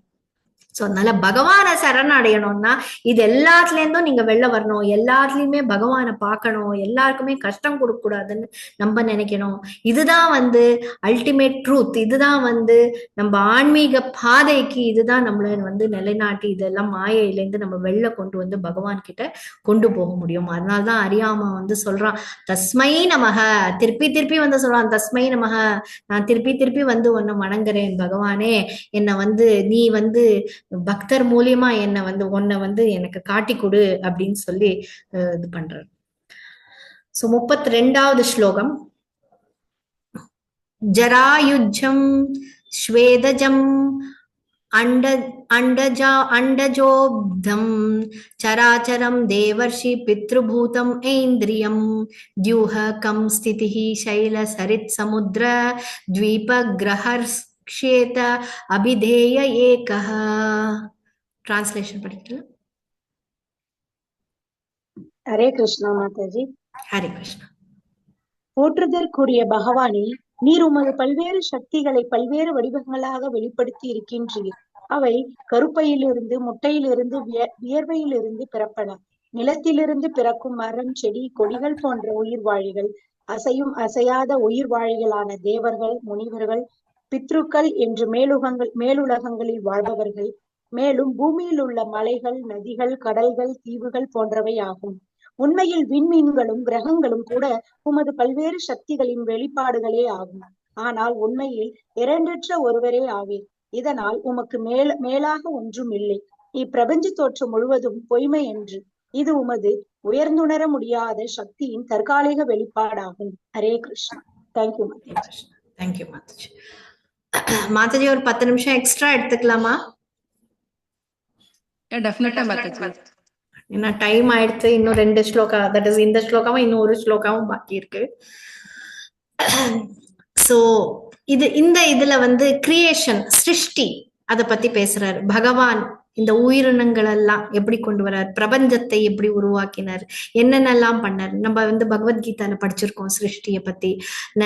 8,400,000 இந்த இத்தனை இனங்கள் வந்து பகவான் இந்த பௌதிக உலகத்துல கொண்டு வந்திருக்காரு. அதுல வந்து 9 லட்சம் நீர் வாழும் உயிரினங்கள். அதுதான் இங்க சொல்றா ஜலத ஸ்தாவர கர்மணோ பக்ஷினாம் திரியக மனுஷ்யா அப்படின்னு சொல்றாங்க. அது வந்து ஸ்தாவரம்னா இது செடிகள், மரங்கள், இதெல்லாம் வந்து ஒரு 20 லட்சம் இருக்கான். அப்புறம் 11 லட்சம் வந்து பூச்சிகள், அப்புறம் புழுக்கள், அப்புறம் உயிரினங்கள், அதான் ரெப்டைல்ஸ். ஓகே, அதெல்லாம் இருக்கு. அப்புறம் வந்து பறவைகள் வந்து ஒரு 10 லட்சம் இருக்கு. அப்புறம் வந்து ஒரு 3 லட்சம் விலங்கு மற்றும் மிருகங்கள், பீஸ்ட் அண்ட் அனிமல்ஸ், இதெல்லாம் வந்து ஒரு 3 லட்சம். மனிதர் தான் ரொம்ப கம்மி. மனிதர் வந்து வெறும் 4 லட்சம் தான் மனிதர், வாதான் கம்மி. சோ இந்த மாதிரி பல்வேறு விதமான ஒரு ஃபார்ம்ல வந்து பகவான் வந்து இந்த சிருஷ்டியை வந்து செஞ்சிருக்காரு. எல்லா சிருஷ்டியும் பண்ணிருக்காரு. பட் ஆனா எல்லாமே அவர்கிட்டே தான் வந்திருக்கு அப்படின்றது நம்ம புரிஞ்சுக்கணும். 14.4 பகவத்கீதால சர்வயோனிஷு கௌந்தேய மூர்த்தய சம்பவதியா தாசாம் பிரம்ம மகத்யோனிர் அகம் பீஜ பிரதப்பிதக. அவர் என்ன சொல்றாரு, குந்தியின் மகனே, எல்லா உயிர்களும் இந்த ஜட இயற்கையின் பிறப்பு என்னப்படும். நான் விதை தரும் தந்தை என்னப்படும் புரிந்து கொள்ள வேண்டும். நான் தான் அந்த தந்தை, விதை தந்த தந்தை நான் தான், என்கிட்ட இருந்தா எல்லாம் வந்திருக்குன்றது நீங்க எல்லாம் புரிஞ்சுக்கணும் அப்படின்றது கிருஷ்ணர் கெஞ்சறார் நம்மள. ஆக்சுவலி அவர் தான் வந்து இந்த உறுதியான தந்தை. நம்ம வந்து பல தந்தை தாய்க்கு நம்ம பிறந்திருக்க வாய்ப்பு இருக்கு. இந்த ஜென்மத்துல இந்த தந்தை தாய்க்கு, இன்னொரு ஜென்மத்துல இன்னொரு தந்தை தாய். ஆனா நம்மளோட உறுதியான தந்தை அந்த பகவான் தான் அப்படின்றது புரிஞ்சுக்கணும். அதனால இங்க வந்து அவர் கிரியேஷனை பத்தி பேசுறாரு, 4 விதமான பிறப்பை பத்தி நம்ம பேசுற. நம்ம சயின்ஸ்லயும் படிச்சிருக்கோம், இதுலயும் இதெல்லாமே வந்து பாகவதத்துல கொடுத்திருக்குன்றது நம்மளுக்கு தெரியாம போயிடுது. ஜராயுஜ அப்படின்றது அப்படின்னா வந்து கருவிலிருந்து பிறந்தது அப்படின்னா யார் யார் கருவிலிருந்து பிறந்தது? மனிதர்கள். அப்புறம் பால் உணர்வு போல அந்த மாடு, அப்புறம் சிங்கம், இந்த பால் எல்லாம் குடிக்கிற அந்த பசு மேமல்ஸ், அதுக்கு வந்து ஜராயுஜம்னா. அண்டஜம், அண்டஜம்னா முட்டையிலேந்து பிறப்பிக்கப்படுற ஒரு முட்டையிலேருந்து யார் யார் வரா? பறவைகள், பாம்பு, முதலை போன்ற வகைகள். அப்புறம் நீர் நடை வழிபாடுங்க, தட் இஸ் ஆம்பிபியன்ஸ். சோ இதெல்லாம் வந்து இந்த முட்டையில இருந்து வருது. ஸ்வேதஜான்னா வந்து நம்ம ஈரப்பதம் இல்லைன்னா வந்து நம்மளோட வேர்ப்பு, அந்த வேர்த்து கொட்டுறது இல்லையா, அதுல இருந்து வருது. என்னென்ன வருது?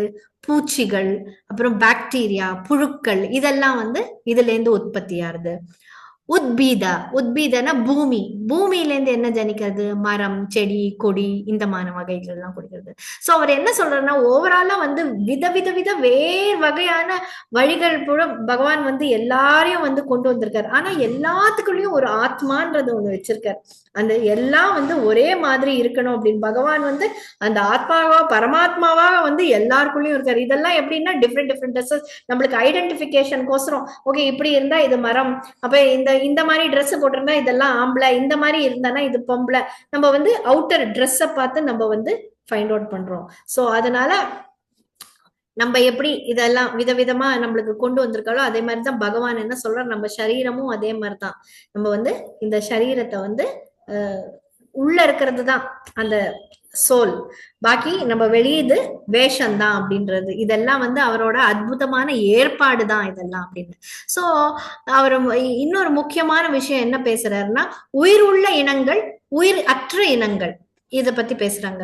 சராச்சரம் அப்படின்றது சொல்ற பார்த்தல. சோ அசையும் இனங்கள், அதுல வந்து இந்த மிருகம், மனிதர், பறவை இதெல்லாம் வரும். அசையாத இனங்கள்ல வந்து மரம், மலை, அப்புறம் இது ரிவர், என்ன சொல்றது, நதிகள், இதெல்லாம் வந்து சேரும்.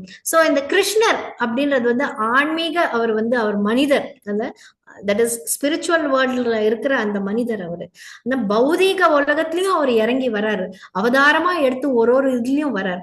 ஆனா இது எல்லாத்துக்குமே வந்து அவர் வந்து ஹி இஸ் நாட், இது வந்து அதுல மாட்டி முழிக்கிறது இல்ல. சோ அகம் சர்வஸ்ய பிரபவோ மத்தஹ சர்வம் பிரவர்த்ததே இதி மத்வா பஜந்தே மாம் புதாபாவ சமன்விதாக. இத கிளியரா 10.8ல அவர் சொல்றார், I am the source of everything என்றார். அனைத்துக்கும் ஆதாரம் நானே, என்னிடம் இன்றே முழு படைப்பும் பாய்கிறது. சோ அவர்கிட்ட இருந்தா முழு படைப்பும் வருது அப்படின்றது நம்ம புரிஞ்சுக்கணும். சோ உயிர் உள்ளதானாலும் சரி, உயிரற்றதானாலும் சரி, எல்லாமே வந்து கிருஷ்ணரோட அந்த திவ்ய சக்தியிலேருந்து நம்மளுக்கு வருது அப்படின்றது நமக்கு. அடுத்த பாயிண்ட் இங்க பேசுறது வந்து தேவதைகள், முனிவர்கள், முன்னோர்கள், ஆவிகள், இத பத்தி இதெல்லாமும் வந்து அவரோட சிருஷ்டி தான் அப்படின்றது பகவான் வந்து கூறுறார். வேத சாஸ்திரங்கள்ல வந்து பல்வேறு விதமான வந்து வகையான உயிரினங்களை பத்தி பேசியிருக்காரு. அதுல ஒண்ணு வந்து தேவதைகள் யாரு? இயற்கையின் சக்திகள் எல்லாத்தையும் கட்டுப்பாடுல வச்சுன்றது, அவளெல்லாம் கண்ட்ரோல் பண்றது இயற்கையின் சக்தி. சோ ஒரு தேவதையும் ஒன்னொன்னு ரெப்ரசன்ட் பண்றாள். சோ அந்த மாதிரி நேச்சுரல் போர்சஸ் இது பண்ற மாதிரி அது அவங்கள வந்து தேவதை என்போம். ரிஷிகள் யாரு?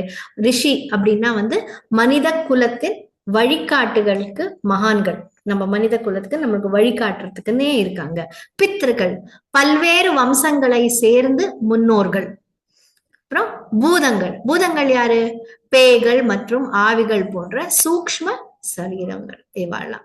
சோ 9.23ல வந்து பகவத்கீதால சொல்லிருக்கு, ஏப்ய அந்நிய தேவதா பக்த யஜந்தே ஸ்ரத்தாயான் விதாக தேபி மாம் ஏவ கௌந்தேய யஜந்தி அவித பூர்வகம். என்ன சொல்றாரு பகவான்? இந்த தெய்வ வழிபாடு செய்பவர்கள் எல்லாம் கூட என்ன மறைமுகமா அவ வந்து என்ன வந்து வழிபாடு செய்யறாங்க, ஆனால் அது வந்து ஒரு தவறான முறையில அவங்க செய்யறாங்க அப்படின்றது சொல்றாரு. அதனால கிருஷ்ணரை வழிபட்டா மாத்திரமே போரும். அதில் அனைத்து எல்லா எல்லாம் அதுலயே வந்து சேர்ந்து இருக்கு. ஆனால் அவர்தான் எல்லா உயிரினங்களையும் ஆதாரம் அப்படின்றத நம்ம புரிஞ்சு பண்ணோம். அடுத்தது வந்து இதுல சொல்லிருது வந்து கிருஷ்ணரோட பிரசன்ஸ். அவர் வந்து இந்த பிரபஞ்ச கூடுகள்ல நிலைவு இருக்கிறார் அப்படின்றது. காஸ்மிக் எலிமெண்ட்ஸ் அதுல வந்து கிருஷ்ணரோட பிரசன்ஸ் நம்ம பார்க்க முடியும் அப்படின்றது. சோ அதுல வந்து நம்ம வந்து இது வந்து உயிரில்லாத இனங்கள் அதுலயும் வந்து பகவான் இருக்கார் அப்படின்றதுதான் இங்க அவர் வந்து சொல்றோம். சோ அதுல வந்து ஜூஹா அப்படின்னா ஆகாயம், அப்புறம் கம்னா ஈதர், அதுவும் வந்து அவுட்டர் ஸ்பேஸ் ஸ்கை அப்படின்னு சொல்லலாம். க்ஷிதினா பூமி, ஷைலம்னா மலை, சரிதா அப்படின்னா இது ரிவர், தட் இஸ் நதிகள். அப்புறம் சமுத்திரம் தெரியும், துவீபம், கிரகம், பிளானட்ஸ் எல்லாம். அப்புறம் ரக்ஷானா ஸ்டார்ஸ், தட் இஸ் நட்சத்திரங்கள், கேலக்சி, கான்ஸ்டல்ஸ். இது எல்லாத்துலயுமே பகவானோட அம்சம் தான். இது எல்லாமே அவர்கிட்ட தான் வருது. ரசோகம் அப்சு கௌந்தேய பிரபாஸ்மி சசி சூரியோக பிரணவ சர்வ வித்யேஷு சப்தகே பௌருஷம் ருஷு. இதுல என்ன சொல்ற 7.8ல நான் தான் தண்ணீரின் சுவை, சூரியன் மற்றும் சந்திரனின் ஒளியும் நான் தான், ஆகாயத்தில் வர அந்த சவுண்ட் இருக்க ஒளி அதுவும் நான் தான், மனிதரின் திறமையும் நான் தான் அப்படின்னு பகவான் வந்து உறுதியா வந்து நம்மளுக்கு சொல்றாரு. சோ நீங்க வந்து எதை பார்த்தாலும் இதுல என்ன நம்மளுக்கு புரிஞ்சுக்கணும் அப்படின்னா, எந்த ஐட்டம் பார்த்தாலும், ஆகாயத்தை பார்த்தாலும் சரி, பூமியை பார்த்தாலும் சரி, நீரை பார்த்தாலும் சரி, ரிவரை பார்த்தாலும் சரி, சமுத்திரத்தை பார்த்தாலும் சரி, ஸ்டாரை பார்த்தாலும் சரி, எதை பார்த்தாலும் அதுல பகவான் இருக்கிற அப்படின்றது வந்து நம்ம மைண்ட்ல வந்து தோணணும்னு. அதுக்கு ஒரு நல்ல கதை. இதை வந்து அதோட எக்ஸாம்பிள் வந்து மார்க்கண்டேயன் இருக்காருல்ல, ஒரு முனிவர் மார்க்கண்டேயன். அவர் வந்து கிருஷ்ணரை வந்து அவர் வந்து ஒரு நல்ல பக்தர், தபஸ்வி. அவர் வந்து அவர் ஒரு வாட்டி வந்து முழுமுதல் கடவுள்னா மாயா சக்தியை காணணும் அப்படின்றது வந்து அவரோட விருப்பமா இருந்தது. அப்ப பகவான் வந்து இந்த மாதிரி ஒரு நேர்மையான பக்தர் வந்து என்னை பார்க்கணும்னு ஆசைப்படுறாரு அப்படின்னு சொல்லிட்டு அவருக்கு வந்து நம்ம வந்து அவருக்கு காட்டி கொடுக்கலாம் அப்படின்னு சொல்றாரு. சோ ஒரு வாட்டி மார்க்கண்டேயர் என்ன பண்றாரு, அவரோட இதுலயே வந்து தபஸ்ய பண்ணின்னு உட்காந்துருக்காரு. திடீர்னு ஒரு பெரிய புயல் வருது. புயல் எழும்பி அங்க வந்து அப்படியே எல்லாம் ஃபுல்லா கம்ப்ளீட்டா எல்லாமே டிஸ்ட்ராய் ஆயிடுறது. எல்லாம் போய் பெரிய ஜோரா மழை பெஞ்சு பூமி எல்லாம் அப்படியே மழை தண்ணியால முழுகி அப்படியே அவரே வந்து இந்த காத்தெல்லாம் அடிச்சு அவரே மிதக்கிற மாதிரி ஒரு ஸ்டேஜ்ல இருக்காரு. அப்படி வந்து கண்ணு திறந்து பார்க்கும்போது அங்க திடீர்னு ஒரு அற்புதமான ஒரு இது பாக்குறாரு. என்ன அப்படின்னா, ஒரு சின்ன இலை, வாழை இலை மேல ஒரு சின்ன குழந்தை படுத்துட்டு அந்த கட்டை விரல வாயில வச்சுட்டு இப்படி சப்பின்றதுதான். அதுதான் வந்து அந்த பாலமுகுந்தன் சப்பின்னு உட்காந்தது. அதை பார்த்து அப்படியே அதிசயப்படுறாரு. பக்கத்துல போய் அந்த பகவானோட அந்த வாயை வந்து இப்படி திறந்து பார்த்த உடனே அவருக்கு என்ன தெரியறது அப்படின்னா, அப்படியே ஹோல் யூனிவர்ஸ் எப்படி யசோதாக்கு எப்படி தெரிஞ்சது அந்த மாதிரி இந்த பிரபஞ்சமே அவருக்கு உள்ள தெரியறதான். மனுஷங்களையும் தெரியறதா, மிருகங்களும் தெரியறது, தேவதர்களும் தெரியறது, ரிஷிகள் தெரியறது, இந்த ஹோல் பிளானட்ஸ், வானங்கள்ல இருக்கிற கிரகங்கள் எல்லாமே அந்த இத்துணோண்டு சரீரத்துக்குள்ள அவருக்கு எல்லாமே தெரியறதா. அப்பதான் நினைச்சாரு, பகவான் என்ன சக்திசாலி, அவரால் எது வேணா செய்ய முடியும் அப்படின்றது அவர் நினைச்சு அவரை வணங்குறாரு. அதுக்கப்புறம் ஒரே ஒரு சின்ன ஒரு கிருஷ்ணர் வந்து தன்னோட திவ்யமான அந்த ஒரு புன்னகையை காட்டி இதெல்லாம் அப்படியே அந்த மாயையை அப்படியே வெளில எடுத்து உடனே எல்லாமே பழைய நிலைமைக்கு வந்து அவர் வந்து அவரோட இதுல மீண்டும் அவரோட தன்னோட ஆசிரமத்துல அவர் பண்ணிட்டு இருக்கிற அந்த ஒரு தபஸ்யாவோட நிலைமையில வந்து அவர் உட்காந்துறாரு. சோ நம்ம நினைச்சா போறோம், பகவான் எது நினைக்கிறோமோ எல்லாம் பண்ணி கொடுக்கறதுக்கு ரெடியா இருக்காரு. ஆனா நம்ம எது ஆசைப்படுறோன்றது பார்த்து ஆசைப்படணும் அப்படின்றது நம்ம இது வந்து நல்லா புரிஞ்சுக்க வேணும். சோ நம்மளுக்கு வந்து இந்த அனைத்தும் படைப்புகளுக்கு எல்லாம் ஆதாரம் அவர்தான் உறுதியா நம்மளுக்கு வந்து தெரிஞ்சிருக்கணும். எல்லாமே அவர்கிட்ட இருந்து தான் வருது. அதனால எல்லா இடத்துலயும் அவர் இருக்காரு. இதெல்லாமே நம்ம வந்து நல்லா புரிஞ்சுக்கணும். ஒரு சின்ன ஒரு பீஸ்லயும் வந்து அந்த பகவானோட என்டையர் கிரியேஷன் அதுல இருக்கு அப்படின்றது நம்ம புரிஞ்சுக்கணும். நம்ம பிராக்டிக்கலா இதை வந்து அப்ளை பண்ணணும். ஏன்னா நம்ம ஒன்னொன்னும் நம்ம வந்து மத்தவாளை பார்க்கும்போது சம்டைம்ஸ் நம்ம அவ பண்றது பிடிக்காம போய் நம்ம கத்துறோம், பிடிக்கிறோம், கோவம் இது பண்ணோம். அப்பவும் வந்து நம்ம வந்து அதை எப்படி சொல்றோமோ சொல்ற விதத்துல சொல்லணும். அதுதான் நான் வந்து இப்ப ரீசெண்டா கத்துட்டேன். நீ வந்து கோவப்படு, நீ திட்டு, நீ எது வேணா செய், பட் ஆனா அதை வந்து விதம் இருக்குல்ல, சொல்ற விதம், அத வந்து ஒரு நல்ல விதத்துல சொல்லும் போது, அதே வந்து நீ போடா இது பண்ண அது பண்ண அது பண்ணு கத்தி இது பண்ணும் போது மத்தவாளுக்கும் வந்து அந்த ஒரு நம்ம மேல ஒரு ஒரு எதிர்ப்பு வரும். பட் அதையே வந்து நீ பண்ணது சரியில்லை, நீ இப்படி பண்ணிருக்கலாம், நீ அப்படி பண்ணிருக்கலாம், இல்ல நான் பாக்குறேன், உனக்கு ஏதாவது செய்யணுமா, ஓகே நான் யோசிச்சு சொல்றேன். நம்ம எடுத்தோடனே இல்ல அப்படின்னு சொல்றதுக்கு பதிலா ஓகே நான் யோசிச்சு சொல்றேன் அப்படின்னு சொல்லிட்டு இது இப்படி இருந்தா நன்னா இருந்திருக்கும் அப்படின்ற மாதிரி நம்ம அந்த பேச்சு விதத்தை நம்ம மாத்திக்கலாம். அந்த மாதிரிலாம் நம்ம வந்து எல்லாரையுமே ஒரு அன்போட பகவான் இருக்கார் அப்படின்றது, எல்லாருக்குள்ளயும் இருக்கார் அப்படின்றது தெரிஞ்சுக்கிட்டு அன்பு பாசத்தோட நான் அவளுக்கு மரியாதை கொடுத்து வாழணும். அதுதான் வந்து இதுல இருந்து நம்ம கத்துக்க கூடியது. அதனால பகவான் வந்து எல்லா இடத்துலயும் இருக்காரு. எதுல ஆனாலும் நம்ம வந்து பகவானை பார்க்கணும் அப்படின்றதுதான் இது இந்த ஸ்லோகத்துல நம்ம கத்துக்கிறோம். கடைசியா 33 பார்க்கலாம். यस्मिन्न संख्येय विशेषनामा रूपाकृतौ कविभिः कल्पितेयं सांख्यायया द्रशापनीयते तस्मै नमः सांख्य निदर्शनायते इति. Translation. ஓ போற்றுதலுக்குரிய பகவானே, உமது வடிவமும் உடல் தன்மைகளும் எண்ணிலடங்கா வடிவங்களாக விரிந்திருக்கின்றன.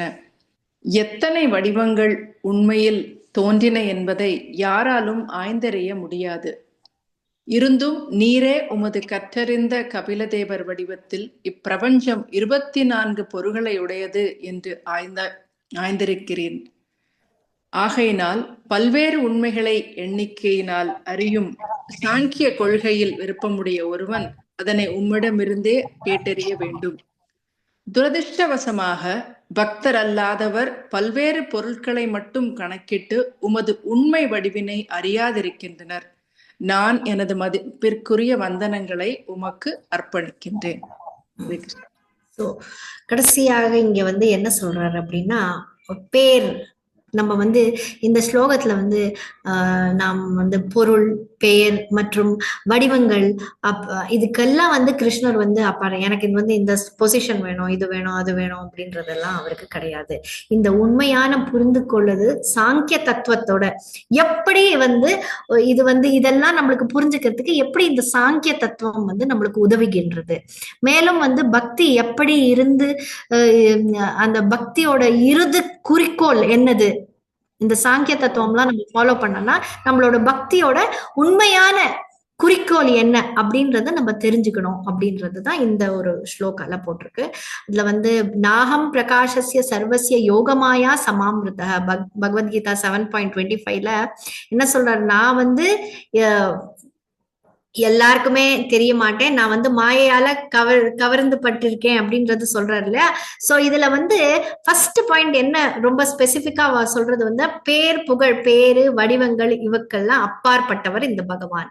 ஏன்னா இந்த பௌதிக உலகம் இதுல வந்து பலவிதமான வந்து அவரை வந்து இது எண்ணற்ற பெயர்கள், வடிவங்கள் மற்றும் பண்புகளை வந்து கொண்டு வந்திருக்காரு பகவான். எல்லாத்தையும் வந்து சிருஷ்டி பண்ணியிருக்காரு.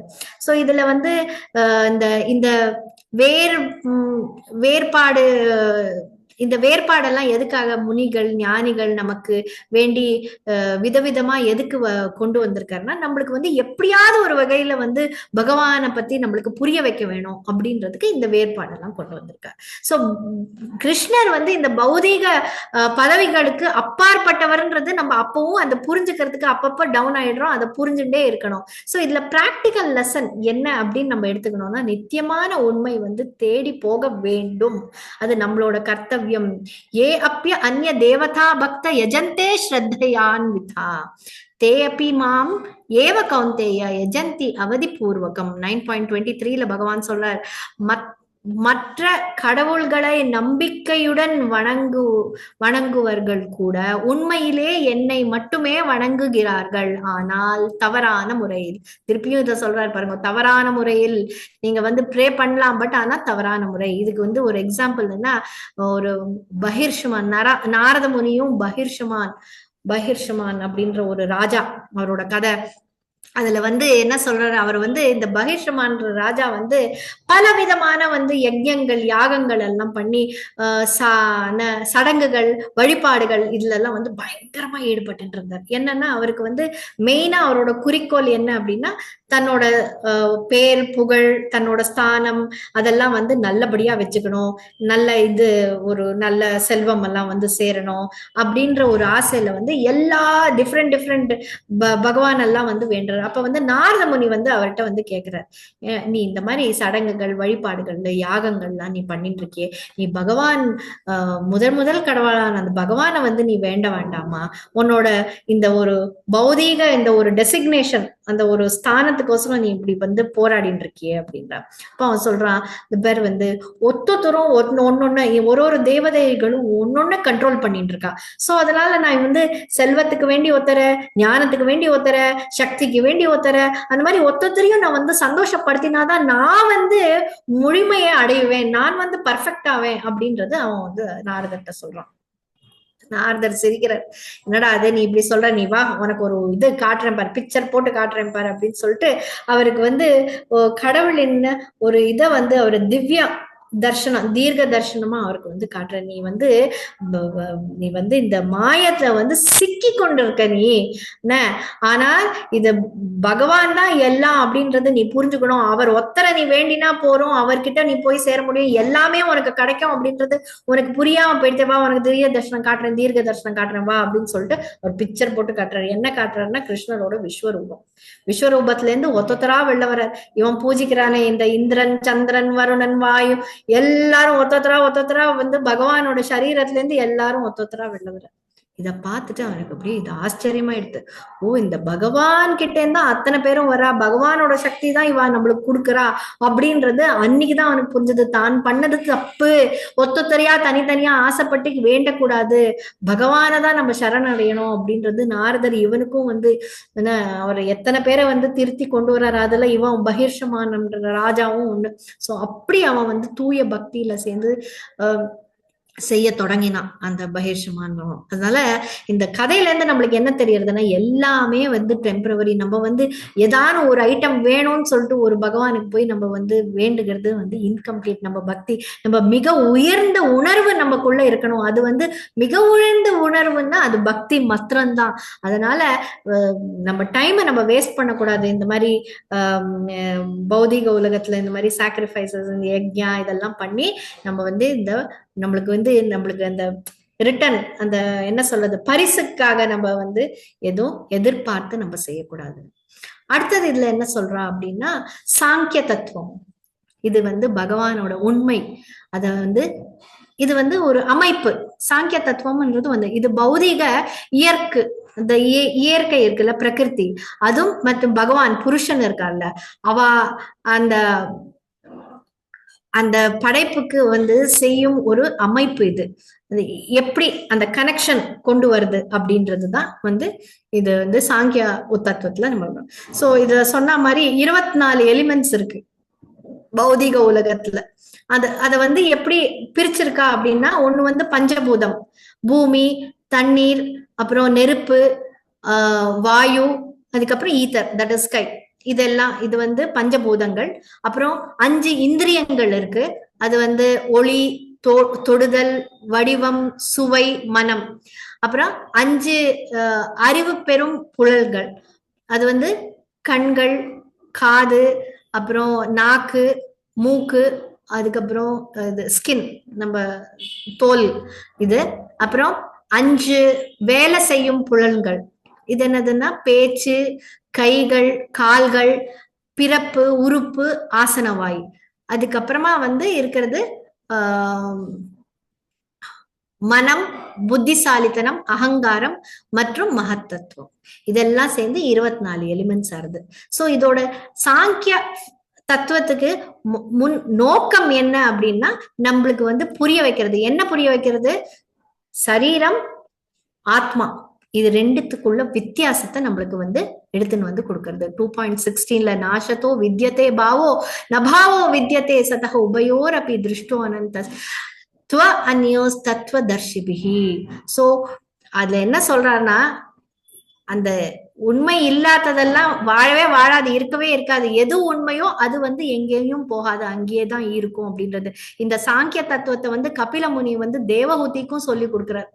அவர் சொல்லி கொடுக்கும்போது தேவஹூதி கேட்கிறார், நான் எப்படி அந்த முழுமையான அந்த உண்மையை எப்படி நான் வந்து தெரிஞ்சுக்க கொள்ள முடியும் அப்படின்னு அவர் கேட்கும்போது கபில முனி வந்து சாங்கிய தத்துவத்தை தான் சொல்லி, நீ வந்து இந்த உடல் பின்ன சரீரம் இதோட வித்தியாசம் உனக்கு தெரிஞ்சாலே நீ உனக்கு வந்து எல்லாமே நீ வந்து உனக்கு புரிஞ்சு உனக்கு உண்மையான அறிவு உனக்குள்ள வந்துடும். அது வந்து எப்ப வரும்னா நீ பக்தி தொண்டு செய்யும் போதுதான் வரும். அதனால நீ உடனே வந்து கிருஷ்ணரோட பக்தி தொண்டுல உடனே இறங்கிடணும், தூயமான பக்தியை கடைபிடிக்க வேண்டும் அப்படின்னு வந்து அவர்கிட்ட சொல்ற. அப்பதான் வந்து உனக்கு பகவானை வந்து சரணடைய முடியும் அப்படின்னு கபில முனி வந்து தேவஹூதிக்கு சொல்லி கொடுக்குறாரு.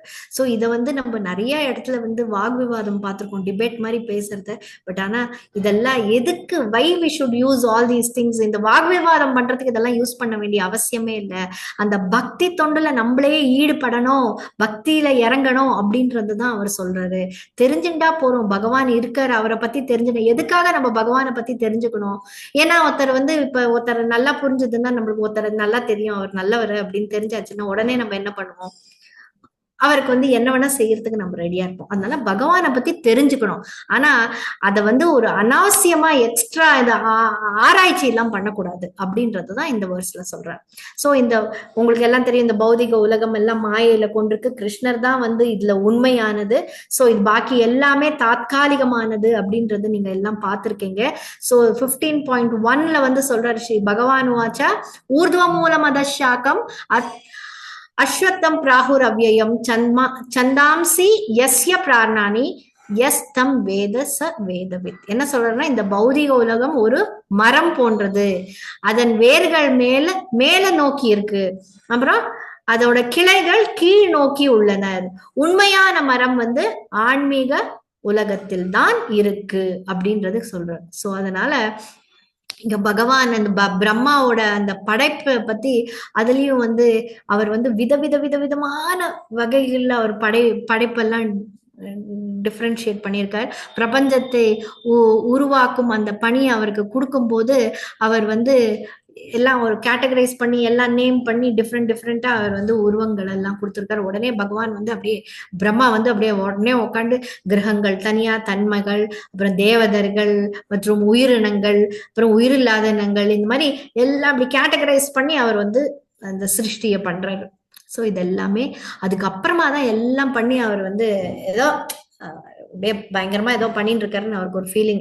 அப்புறமா தான் அவர் தோணும், ஓ இதெல்லாம் வந்து டெம்பரவரி, எப்படி இருந்தாலும் ஒரு நாள் அழிய போறது, பகவான் மாத்திரம்தான் சாஸ்வதம் அப்படின்னு திடீர்னு ஒரு நாள் இந்த படைப்புல அவருக்கு நீ மறந்து நிற்கும் போது அப்பதான் தோணிது. உடனே அப்பதான் வந்து அந்த பிரம்ம சம்ஹிதால அந்த குளோரிபிகேஷன்ஸ் எல்லாம் அப்பதான் நீங்க பாக்கலாம்.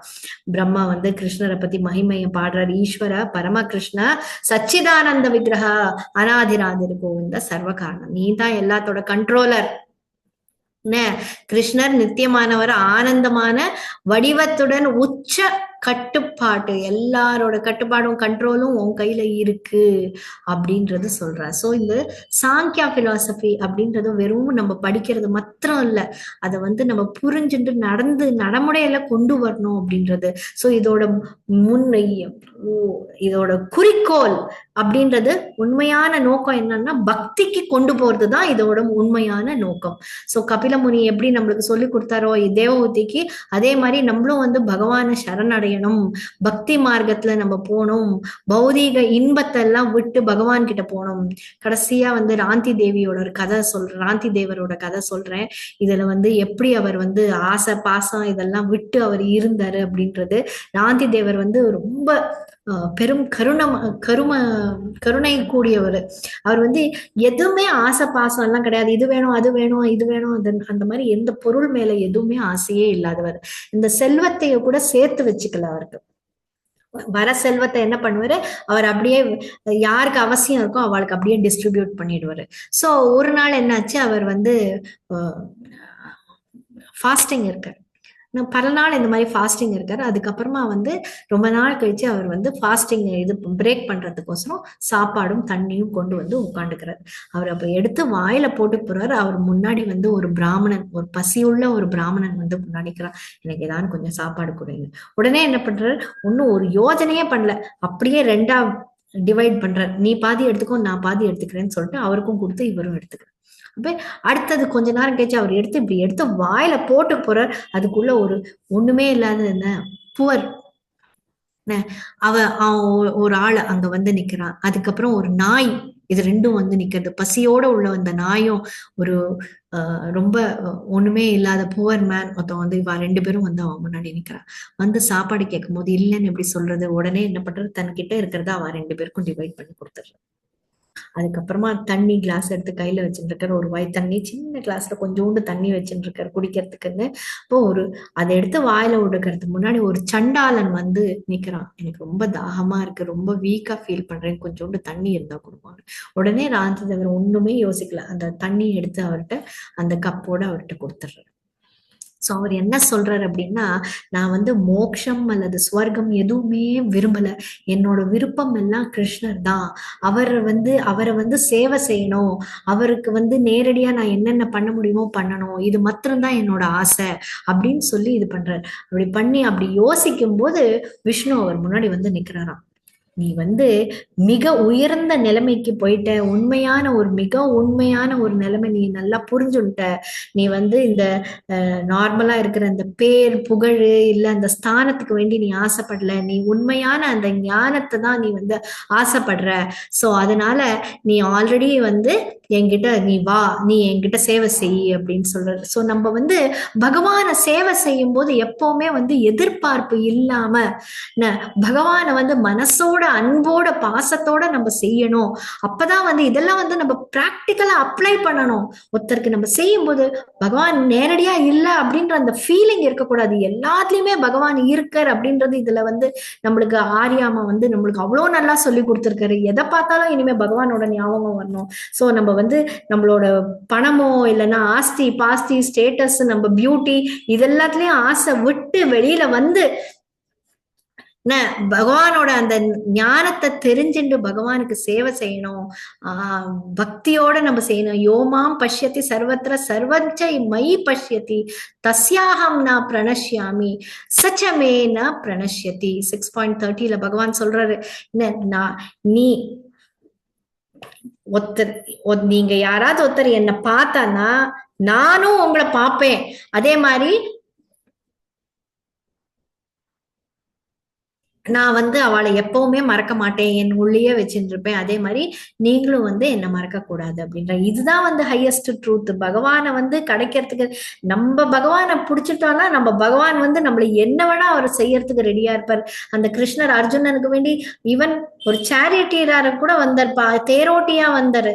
சோ அதனால அந்த மாதிரி ஒரு பெரிய அந்த பகவானுக்கு வந்து தஸ்மை நமக அப்படின்னு சொல்லி ஆரியாமா வந்து இதுல வந்து சொல்லி நம்மளுக்கு புரிய வைக்கிறாரு. நம்மளை எல்லாரையுமே பகவான் வந்து நம்ம செய்யணும், நம்ம வந்து அந்த பக்தி தொண்டுல ஈடுபடணும். இது மாத்திரம்தான் அவன் வந்து திருப்பி திருப்பி திருப்பி திருப்பி இந்த அரியாமா வந்து நம்மளுக்கு சொல்ல விரும்புறான் இந்த ஸ்லோகத்துல. இந்த 4 ஸ்லோகத்திலயுமே நம்ம எல்லாமே தெரிஞ்சது நடந்ததுதான், எல்லாமே நம்மளுக்கு தெரிஞ்சதுதான் அவ சொல்றா. பட் ஆனா அத்தனையும் அற்புதமா சொல்லியிருக்கா. தேங்க்யூ மாதாஜி. கொஞ்சம் லேட் ஆயிடுது, 1/2 மணி நேரம் எக்ஸ்ட்ரா எடுத்துட்டேன். Really very sorry.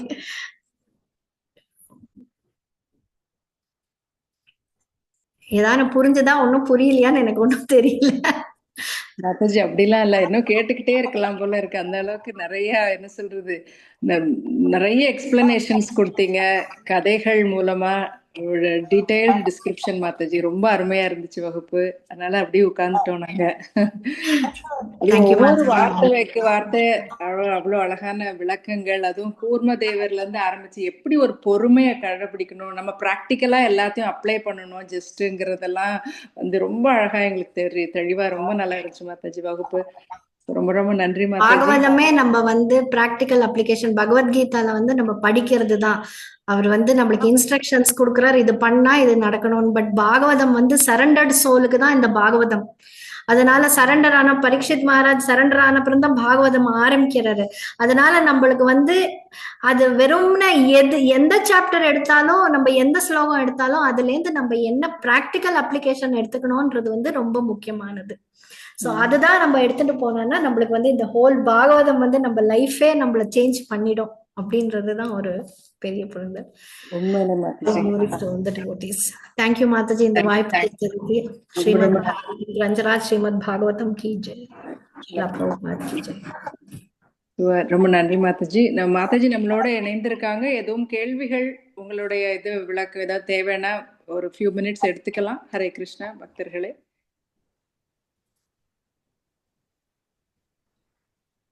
உங்களோட டவுட்ஸ் எதுவும் கேட்கணும்னாக்க ஒரு 1 or 2 minutes. ஹரே கிருஷ்ணா. எல்லாருக்குமே ரொம்ப நல்லா தெளிவா புரிஞ்சதுனால சந்தோஷம் மாதாஜி. Thank you very much. மீண்டும் உங்களை சந்திக்கிறதுக்கு காத்துட்டு இருக்கோம். ரொம்ப நன்றி மாதாஜி. ஹரே கிருஷ்ணா. மாதாஜி. ஹரே கிருஷ்ணா.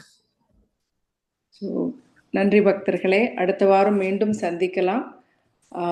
முடிவு பிரார்த்தனை செய்வதற்காக ஸ்ரீஜா மாதாஜி அவர்களை அன்போடு அழைக்கிறேன். ஹரே கிருஷ்ணா. ஹரே கிருஷ்ணா மாதாஜி. ஏகம் சாஸ்திரம் தேவகி புத்திர கீதம் ஏகோ தேவோ தேவகி புத்திர ஏவ ஏகோ மந்திரஸ்ய நாமானி ஞானி கர்மாபி ஏகம் தஸ்ய தேவஸ்ய சேவா त्वमेव माता च पिता त्वमेव बन्धु च सखा त्वमेव विद्या त्रिवणं त्वमेव सर्वं मम देव कृष्णाय वासुदेवाय हरये परमात्मने प्रणतक्लेशनाशाय गोविन्दाय नमो नमः। कृष्णाय वासुदेवाय देवकीनन्दनाय च नन्दगोपकुमाराय गोविन्दाय नमो नमः। वसुदेवं सुदं देवं कंसचाणूरमर्दनं देवकी परमानन्दं कृष्णं वन्दे जगद्गुरुं। कात्यायनी महामाये महायोगिनी अधीश्वरी नन्दगोपसुदं देवी पति मे कुरुते नमः। श्रीकृष्ण चरणं मम दासोऽहं कृष्णदवास्मि। हरे कृष्णा कृष्ण कृष्णा हरे हरे हरे राम राम राम हरे हरे हरे कृष्णा कृष्ण कृष्णा हरे हरे हरे राम राम राम हरे हरे हरे कृष्णा कृष्ण कृष्णा हरे हरे हरे राम राम राम हरे हरे हरे कृष्णा माताजी. தேங்க்யூ மாதாஜி. ஹரே கிருஷ்ணா ஸ்ரீஜான், மிக்க நன்றி. ஸோ உங்க எல்லோருடைய அனுமதியோடும் கோபிகீதா மாதாஜி அவர்களுடைய அனுமதியோடும் இந்த வகுப்பை முடித்து கொள்ளலாம். எல்லோருக்கும் மிக்க நன்றி. மீண்டும் அடுத்த வியாழக்கிழமை சந்திக்கலாம். ஹரே கிருஷ்ணா. ஹரே கிருஷ்ணா மாதாஜி. ஹரே கிருஷ்ணா.